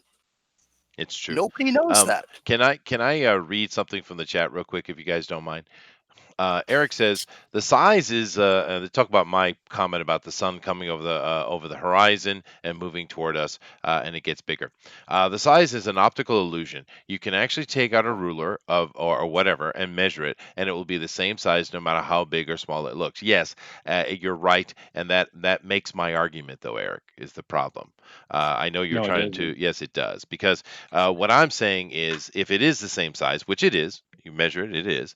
And of course, we're not saying the sun is changing size in any model. But if it It's a is, pulsar. no, if it is smaller, but yet it looks smaller to me, but it's the same size actually as it is when it's overhead, then that is showing that it is an object that is moving toward me. Right? Because that's how our eyes, talking about optical things, that's how our eyes work. If this was a gigantic object that is supposedly what the sun is supposed to be, then when it came up, it would be the same in my face the whole time. It's not moving toward me, it is omnipresent. Like Right? the supermoon. No, I Like the get. supermoon that we get every few months Mhm. when the moon appears bigger, and then it goes and gets smaller because of all the orbiting stuff that's happening. It actually is slightly closer. Yes, no, Oh atmospheric wait, darn, effects can that's my happen. model again. Well, yes, that's right. That's my model. But the problem you're Sorry. having, even with that argument, though, DeWolf, is the fact that it happens every day. Every day. Right? That's the optical illusion effect. You can do the same thing by taking your hands and blocking out all of the trees Uh-huh. when it's at the horizon, and the moon will look different. And then you take your hands away, and then it gets smaller again. It gets bigger and smaller as you put your hands against any other frame of reference for your eyes. That's the shifting of your iris in your eye. That's what you're talking about. So you are debunked, Chester. No, But what isn't no, I'm debunked? not actually. But what isn't Far debunked is from it. that the ancient man knew that the Earth was round. Mm. And Which ancient man? the ancient man that goes all the way back through to the ancient builders known as No, Masons. Hey, DeWolf, Chester was supposed to bring I anthropology haven't been into it. allowed, have I? But DeWolf, can you take over for a second? I'll be back in a minute, won't I? Yeah, I'll be back in a minute. Take over, DeWolf. All right, Okay, all right. well, So, actually, while you're pausing, I put the Trillion Camera TED Talk in the chat and also within the Hangouts chat as well. So you can go and check it out afterwards, and you'll see how awesome this is. No, but I'll tell you, I will not believe that camera takes 1 trillion photos unless they can demonstrate that they take a second and then they show photo after photo after photo coming up. They, A trillion. Do you understand how many 1 trillion is? Yeah, I do. I mean, really. You know, that's like really taking it a little bit. that's kind of different, though. That's completely different from. That is a different discussion. Next week on TFT, we discuss the trillion frame per second camera. Yeah, because I'm gonna go look that thing up now. I So, mean, I would think that. And also, by the way, and the next point, if you're intelligent enough when you watch that video, you'll see there's a part in the video where they actually gloss over the fact that they actually captured cause and effect in time travel because they were coming so close wow, pretty because amazing. they were coming so close to the speed of light. There okay, is, you lost me there on that. There is an idea in the flat Earth concept in No, all of these I won't see. I conspiracies. guarantee I won't see anything. Gentlemen, They won't show me a camera taking 1 trillion photos. I can tell you that right now. They'll tell me they have one that does, but they won't show me a camera that does. Cameras and trillions of photos. We're beyond that, guys. Let that drop. But one thing that happens to all this TFT information. We already have actually hit the quantum singularity in processing, computer processing. So taking trillion frames a second is idea, though, stems from that we have conspiracies and we don't know what things to believe and whether or not things have been changed through modern times and ancient times and what people want us to believe. And many of these concepts of conspiracy go towards the Illuminati and the Freemasons. What do they know and what are they not telling us? Well, it's rather interesting when we get into this type of concept. And it's funny that Chester left. because now I've got to go ahead and bring that up. But there's something known as the pillars of Freemasonry, and I can only talk about it in some general senses, but we're gonna look those up so that I can show you a little picture here. Where's that at? No, I can't show that. Let's make sure we have a good just basic image. Here's one. This has all kinds of great, interesting things going on with it. And now I gotta go back over, boomerize, hit the share screen, and there we go. And then go back to where I was at. So we have here these pillars of Freemasonry, and they are in a lot of Masonic symbolism here on the screen. So you've got this one on the left and this one on the right. Every Masonic lodge has these two pillars, and there's a globe on top of each pillar. And of course, Freemasonry goes back to ancient times. It goes back to Egyptology, and in doing so, you keep saying Freemasonry. Is it really free? yes, it is. That's an entirely different story. So these two globes, though, one represents the Earth, and the other one represents the cosmos. If I had a different picture, there may even show those two different things. One of them would be a globe, and the other an astrolabe. So the ancient Freemasons have passed on down to the modern ones the fact that we exist on a round globe and not a flat globe. I'm back, by the way. Why then, if NASA is full of Masons, would they also be trying to show that we are a globe when it is flat, when they don't believe that? They believe it's a globe. Those things don't match up. Well, it is interesting, Colin, and I'm glad you got into that aspect of it, because there is one thing that we see a lot. There's a huge chunk of the flat Earth group that blames the Masons 100% for all of the lies of NASA. And of course, everyone blames the Masons all the time for everything. But it is interesting that you're mentioning that the Masons believe quite the opposite of what they should be selling. So that is, of course, he is a Mason. Understand that he's a Mason, and he's also an assassin. Just keep that in mind. Some of these things are true, some are not. Some are not. I do have a question for the panel here, though. We have someone in the chat. It says Channel X. It says, Chester, I would like to join the discussion. What do you guys think? Absolutely.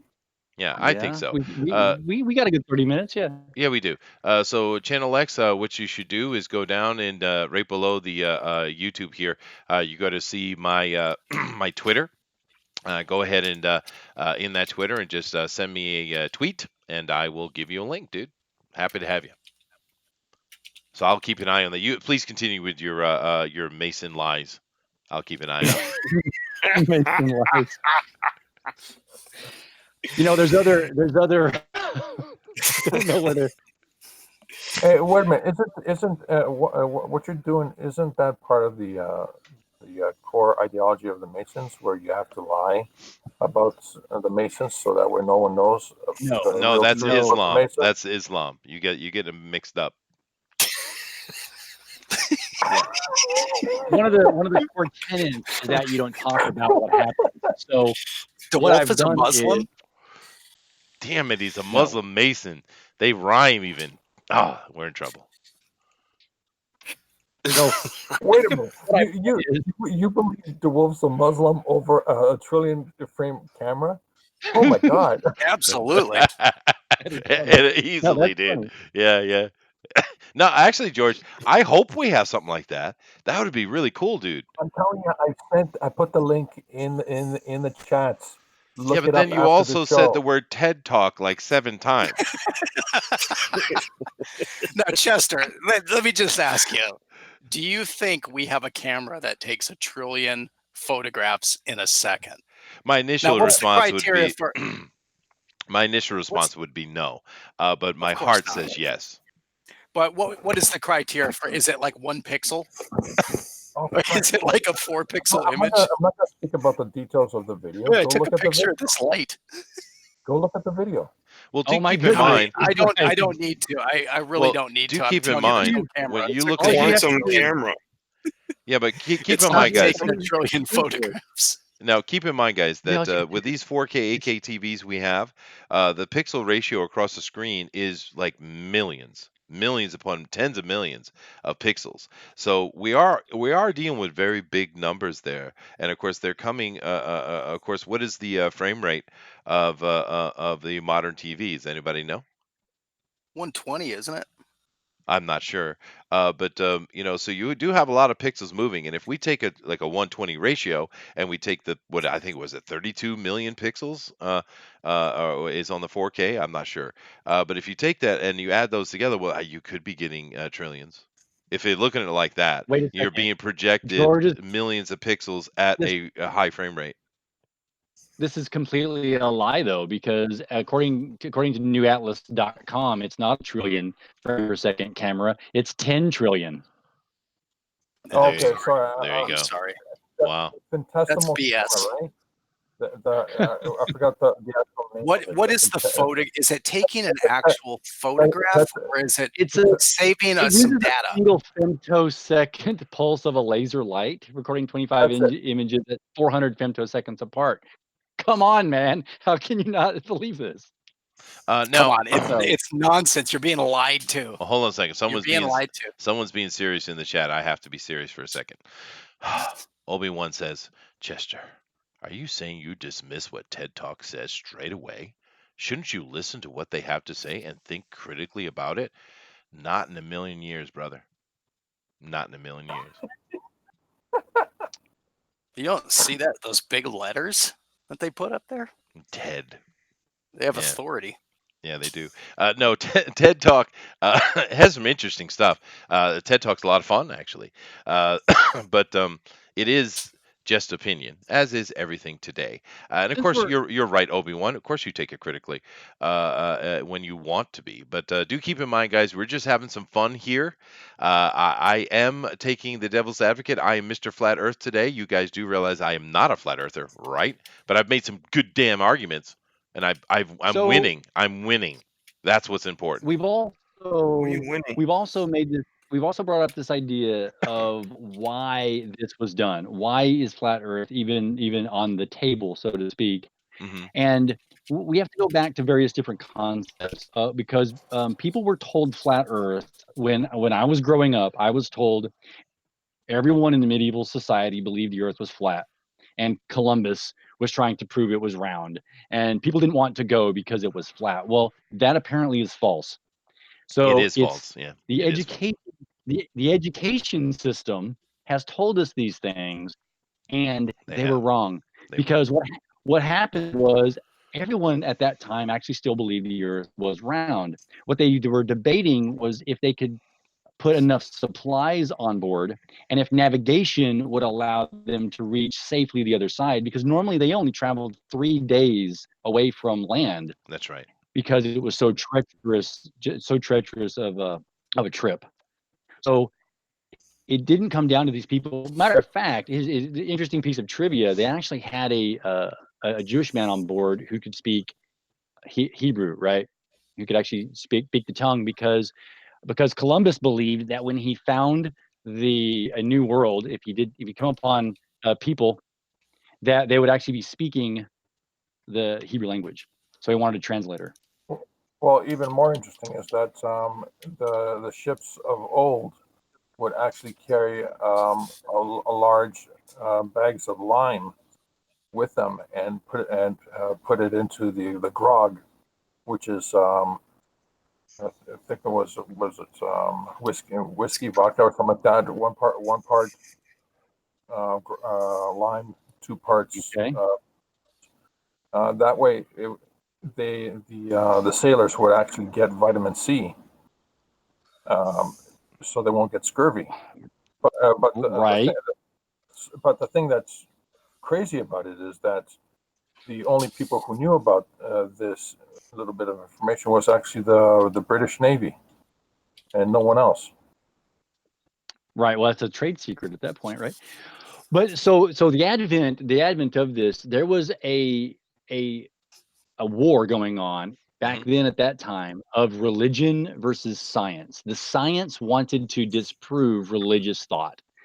And so what they decided to do was start propagating this concept of flat earth and bring it forward, and then try to pin it on the Christians and all these other thoughts processes, saying that science could prove this a different way. And that's where a lot of this starts back in the idea of the big government, the leftist model. Let's try to get away from Christian learned people. Well, yeah, that's right. Is that a can of worms for you? Right. You can actually map it out as early as possible that the globalists, so to speak, back then wanted the subjects to worship them, not God. So they actually made a push to say science is proving that God doesn't exist, which is, lack of a better description, it's actually proving the existence of God. It's what they're doing now. I would challenge you, the model, or anyone else who believes in this, anyone who is actually just researching the flat Earth model. I challenge you to actually start researching not the flat Earth model and all these other weird inconsistencies of just the world around you. Start looking into why are we even having a discussion on the flat Earth model? Who started bringing it about, and what books did they write? And what kind of oppositions they were trying to bring forward to us today. And in my defense, that's what I've been saying all along, that the flat Earth is a distraction.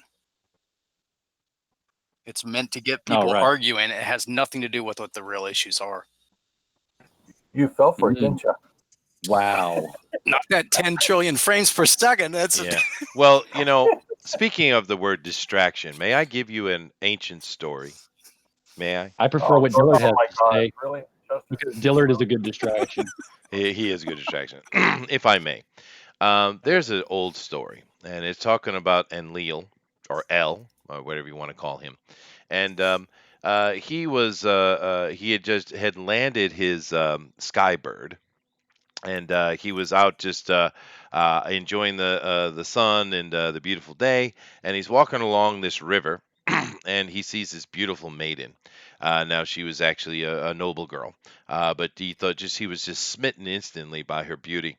And he went over and started chatting her up, and of course he's Enlil. He's the son of Anu, and he's a big deal, right? It's a prince, right? And so she was flattered by it, and he invited her to come back to his flying blackbird. And he took her inside, and he took it up, and he was just showing her how the thing flew around and seeing all the land flowing below him as he was flying. Then he got this decision in his mind that he was going to have this girl, whether she liked it or not. And he basically set his blackbird onto automatic, and proceeded to force himself upon this girl. And while he was doing that, it says that his flying bird traveled from one corner of the earth to the other, and what caused him to stop forcing himself upon the girl was that he had to turn before he came to the edge of the corner. Very interesting. And that's one of the most ancient stories we have. It's talking about a flat earth. It's talking about running into an object at the end of the flat earth. It's also talking about rape, but that's a kind of aside. This guy was longer than me. Another old story that's cool is the Icarus story about the wings melting. That's an interesting one, too. Yeah, well, there's a lot of good sci-fi stories come out of Mesopotamia. That's true.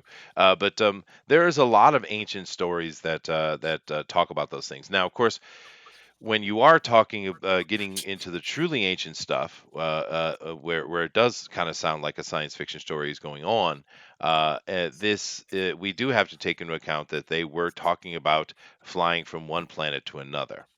So this is another issue with flat Earth that we haven't even touched. My goodness, there's so many things we haven't touched. But because flat Earth people believe there is nothing beyond. There is only the waters of the deep. Right? There are no planets. But there are plenty of ancient stories which talk about a flat Earth at the same time as talking about other planets and visitation from beings from those planets. So it gets a little confused.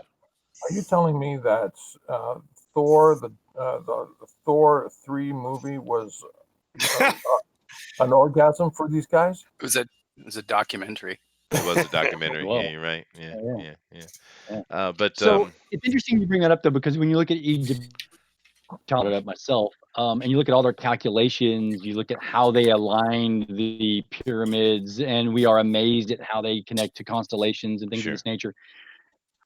All of these calculations and things work, of course, in a global model, and flat Earth can't really account for how everything lines up perfectly when you start stretching the lines of Egypt, and you even go towards the South American temples. All the temples around the globe, they're aligned on a round surface, but they would not be aligned up on a Is that the flat case model. though? Because I don't know if that's true. I think it does work. I think it works on both, which it is works one on of the both. things that fuels. It does work Oh, on does both. it? Yeah, Does it's work one on of the both? things that fuels this.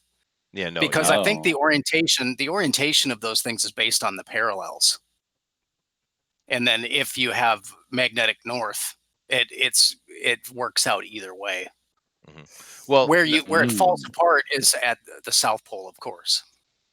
yeah, Is that's where, true. yeah, the That South is Pole. true. Now, Bullet has an interesting comment here. Doing my best to try to stay on the flat Earth because a lot of the chat is wanting to kind of diverge into other stuff, which is fine, I guess. But Bullet Like says, George? "What? Yeah, like George. What about the theory that we originated in Mars and migrated to Earth?" Now, that's interesting. There are many cultures that talk about Nergal. Of course, we call it Mars today, and reference it as either a way stop or a place where beings were operating, etc., etc. The most interesting one to me that kind of deals with your migration is actually the Irish story of the Tuatha De Danann and Nuada, and of course it's the Nog? no, dude, no, come on, no, back up. Now, of course, it's the oldest flood story we have, actually. But the interesting thing about that flood story, it's very different than many other flood stories, is they are talking about traveling from Nergal to Earth. So it's through space, and the flood is happening across space. Now, Yeah, that is a very the interesting breakup story. of the planets between Mars and Earth, it got trapped in Earth's gravity and drenched the world and made the flood. Oh, Well, I that mean, works with that picture you showed last time with the rings. yeah, with that's the right. concentric rings. That's right. Yeah. So, Crazy. well, it's interesting. I mean, because these are just ancient stories. I get that, but it is an interesting story, Bullet, because basically what it's saying is that at least the Irish story is saying that we Irish come from Mars. So it's a interesting ancient story. It's a red planet, and they're all gingers. Watch, it's Yeah, not a red that planet. you found it. That red is actually a hue that's put in the image processing. There's actually pictures of Mars that are natural light. Hmm. It looks like Greenland. It looks a Yeah. lot like Greenland, Oh my goodness. precisely like Greenland, actually, and they have proven that actually. But no, hold on a I want sec, to go back George. to my. We're trying to stay on the flat Earth subject here. We're trying not to diverge, right? So Well, this is important. We're talking about We're talking about the wanderers now, right? And the thing is, if you take a telescope or you take something like that and you look at a planet, what is it you see? Do you see these images that NASA give us? No. What you see is these blinking lights, and they're very strange looking actually. They're in no way would you confuse the things that you see in a telescope as a planet, I've right? seen the moons of Jupiter in my telescope. Yes, you You've seen have. lights. You've I've seen seen dots lights. of light around other dots of light That's it. in Yeah, my telescope. Yes. yeah. Okay. You know what I think, Chester? I'm And it's sorry. just It's a first-hand observation. yeah. But my theory, and it's a theory, which means it's complete. It could just be complete and utter nonsense. Hmm. But right now, like humans are so focused on AI and artificial intelligence. I think every time we do it, we try to recreate a human. We base it on human emotion, human thought, the Turing test, things like that. Sure. I think it's quite simple that somebody already created AI and we're someone else's AI. Oh, that's ridiculous, and I'll tell you why it's ridiculous. The human animal is fallible. You're actually looking. But that comes with free will and thought. Yes, in but, emotion. but hold on a sec. Here's a couple of things to think about. Um, AI AI is supposed to be perfect thinking. Well, it's. Are you kidding me? The human animal is an imperfect Well, creature. who There's says no way that, they can. George? There's no way. Who said that about There's AI? no way Why that is AI perfect. supposed to be some perfect thinking thing? Where do you get That's the this whole concept concept from? of AI. That's the whole concept of Well, it. AI. Is it? actually, the model Why? is Why? correct in a Why sense. creating it then? To what? So you're telling me they're going to go through all this trouble to create the code that actually mimics the human thinking to not to be perfect? They just want to have an imperfect Well, no, thinking. it's That's just like another person then. but if you have something that has free thought and emotion, it is going to be fallible.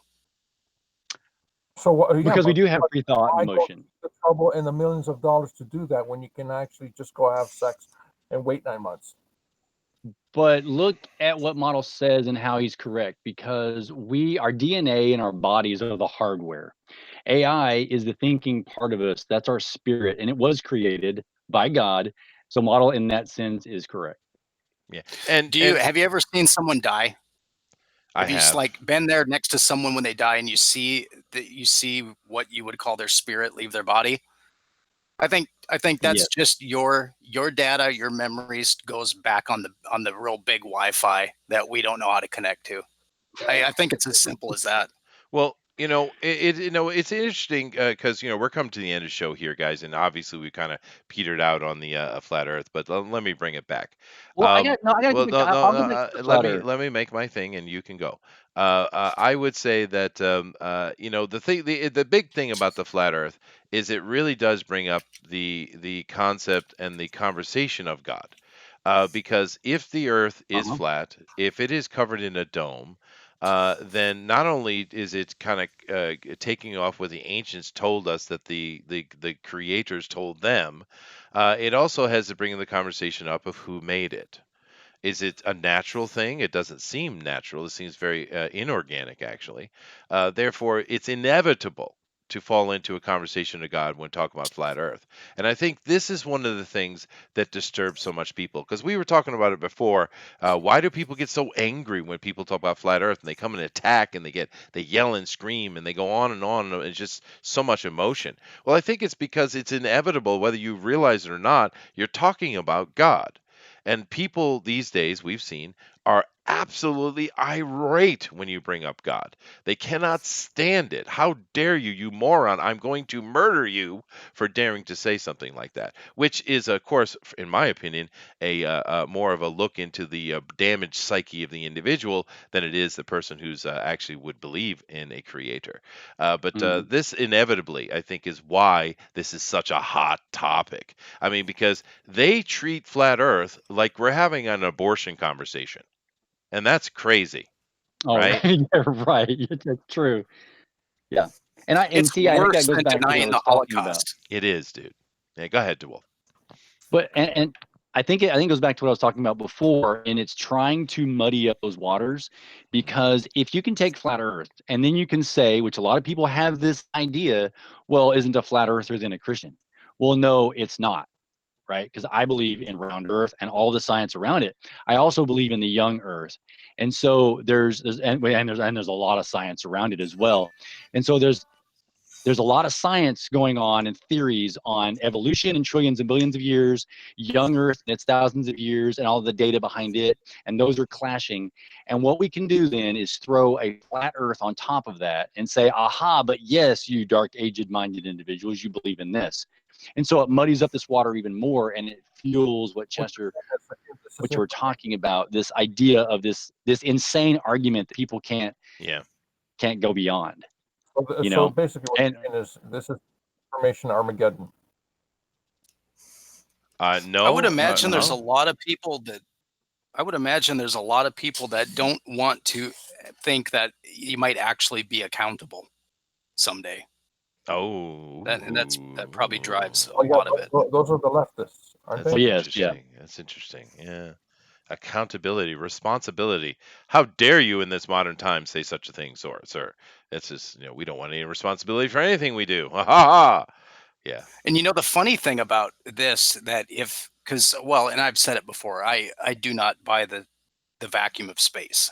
I just don't believe it's physically possible, cannot be demonstrated. None of the math works Well, to they're have already a vacuum. they're already But backtracking on that, dude. They're already yeah. but if there actually is some kind of a creator behind this, whether or not, I don't believe in magic, so I do believe that there are rules, but it's very possible that that creator is not like some abstract place, that it's very close, and I think that freaks people out.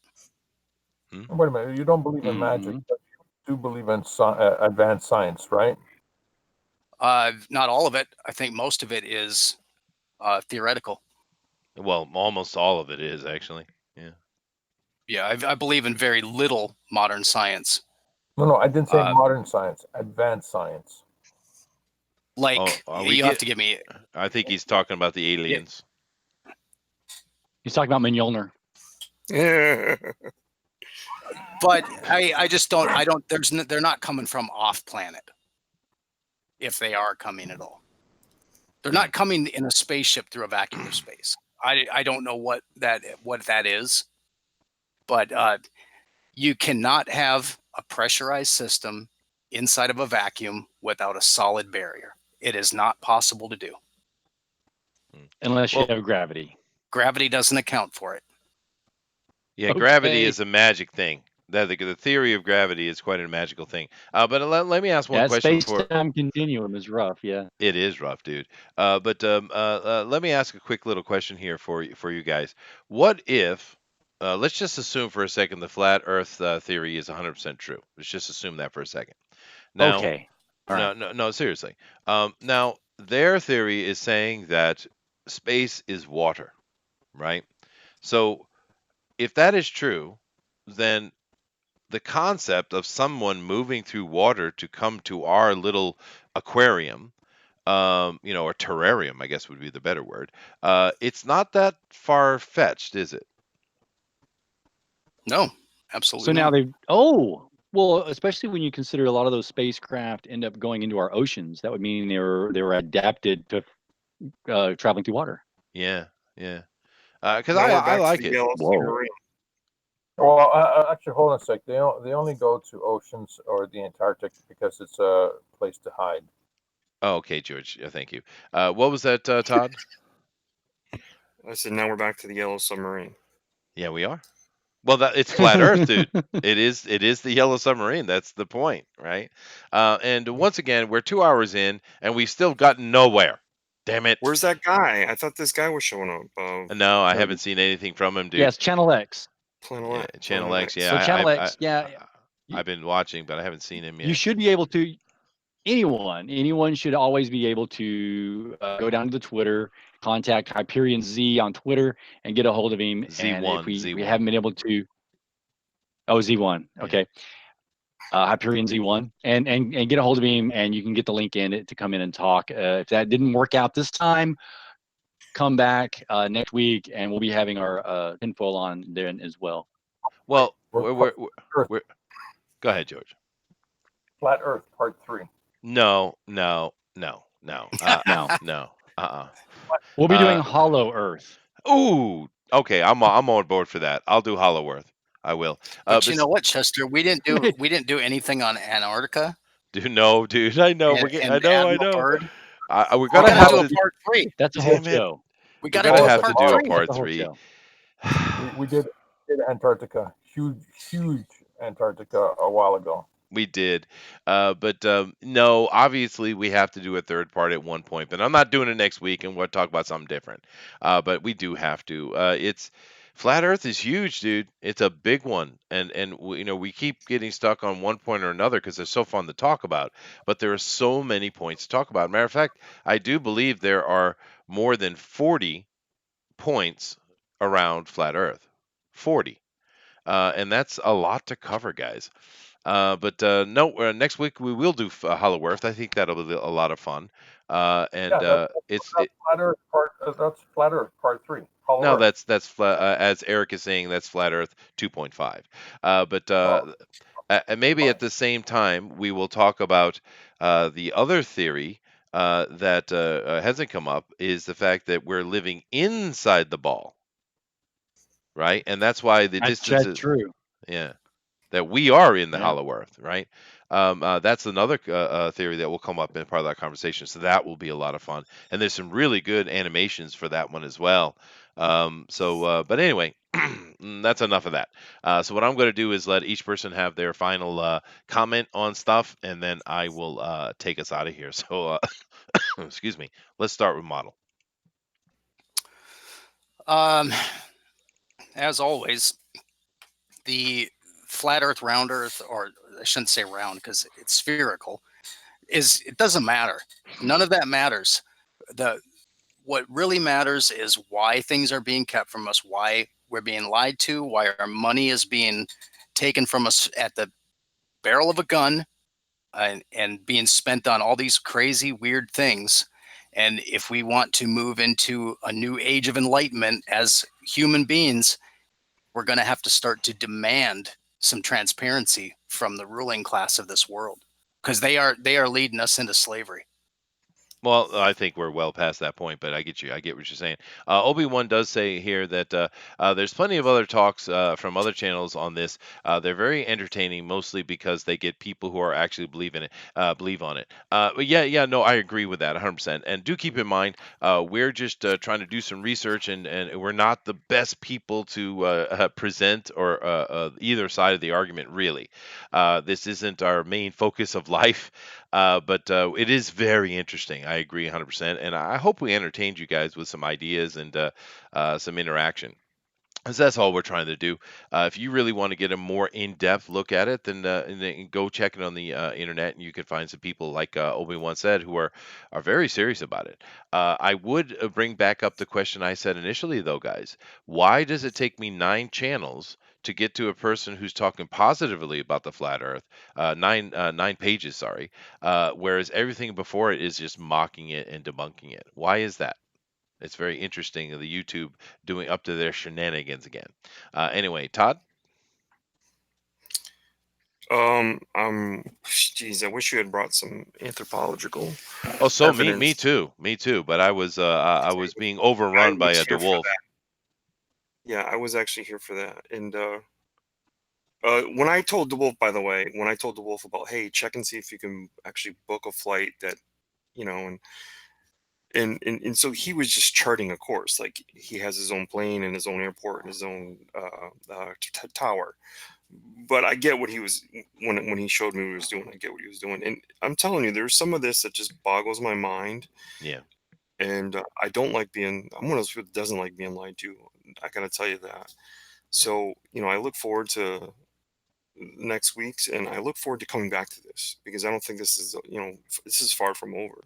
It is, and of course, to respond again to what you're saying, and of course what Obi-Wan said as well, we might not be full on pure full flat earthers here, but I think we all agree that there are some inconsistencies, and it's troublesome. Yeah. But anyway, George.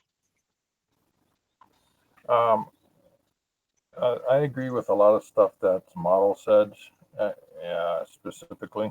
I also agree with a lot of points that have been said in general.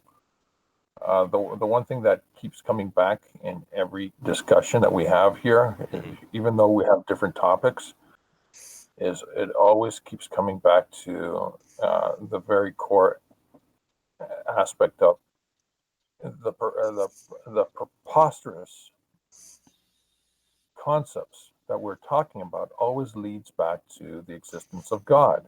Yeah. As crazy as it sounds, it always comes back to that, whether it's flat Earth, hollow Earth, dinosaurs, aliens, time travel proof in photography. It's as crazy as it sounds. It just keeps coming back to the existence of God, and it, I am a firm believer that if you have so many angles coming at you, so many different angles coming at you, and you come to the same point in conclusion, There's got to be something valid there. Yeah. That's a fair point. And there's a couple of questions that could be asked with that, George. One, is there simply everything we look into has evidence of the intelligent design, or is it simply a fact that humans can't think beyond the idea of intelligent design? I mean, it's like if you try to actually think about the idea of true oblivion, meaning when you die, there is literally nothing, you are done. It's very hard for the human mind to truly envision that. Some people might say, "Oh yeah, no, no problem." They're full of it. It Yeah, is yeah, it is difficult for the human mind to do that. that's interesting that you say that. That leads to the concept of creativity, and no one's really originally. There's not you. The humanity doesn't actually create anything original. They just look around, they see bits and pieces that they've experienced, that they see, that they talk about, and they just combine it into a unique combination. That's true. And now, There's true. Yeah. and the one thing that is hard thing to have a concept on the existence of God is that humanity is sitting under the common unconsciousness, and we're incapable of actually coming out of that common unconsciousness to a new consciousness or to a different consciousness. It's just impossible. We're in the same bucket of water. Yeah. No, it's true. That's very true. You can't go from A to C. There's always B in between. Yep. Yep. And just keep in mind that today, guys, Chester read scripture. I quoted scripture. Whoa, that's interesting. DeWolf, I'm proud of you. thank you. Yeah, pretty much because I exist more close to that. Because my favorite scripture is John 3:17. Mhm. So you can, which is of course, Jesus did not come to condemn the world, but to save it. And there's a lot of truth there, and that's what we're talking about is truth. And everybody wants to know the truth. And matter of fact, George just got through talking about the unconsciousness, consciousness, and whether we can get there or not. Eastern philosophies, many of them say that we can get to that. We can understand ourselves first, and then we can understand the world. And I believe you can understand God if you go looking for Him and allow yourself to do that. Instead of getting too deep in that, I do want to say one thing to John Dillard: Jedi are real, and Yeah, that's all I'm gonna buddy. say. That's what I was gonna say. All right, guys. Well, thank you very much. Thank you for joining us. A lot of fun. Do keep in mind, once again, we're having a good, fun conversation talking about these kind of things. We're not experts. We're just giving our opinion, and that's great fun. And we love the fact that you guys sit in here and talk with us and give us your opinions along the way. This kind of conversation does not lend itself well to us catching everything the chat says, unfortunately.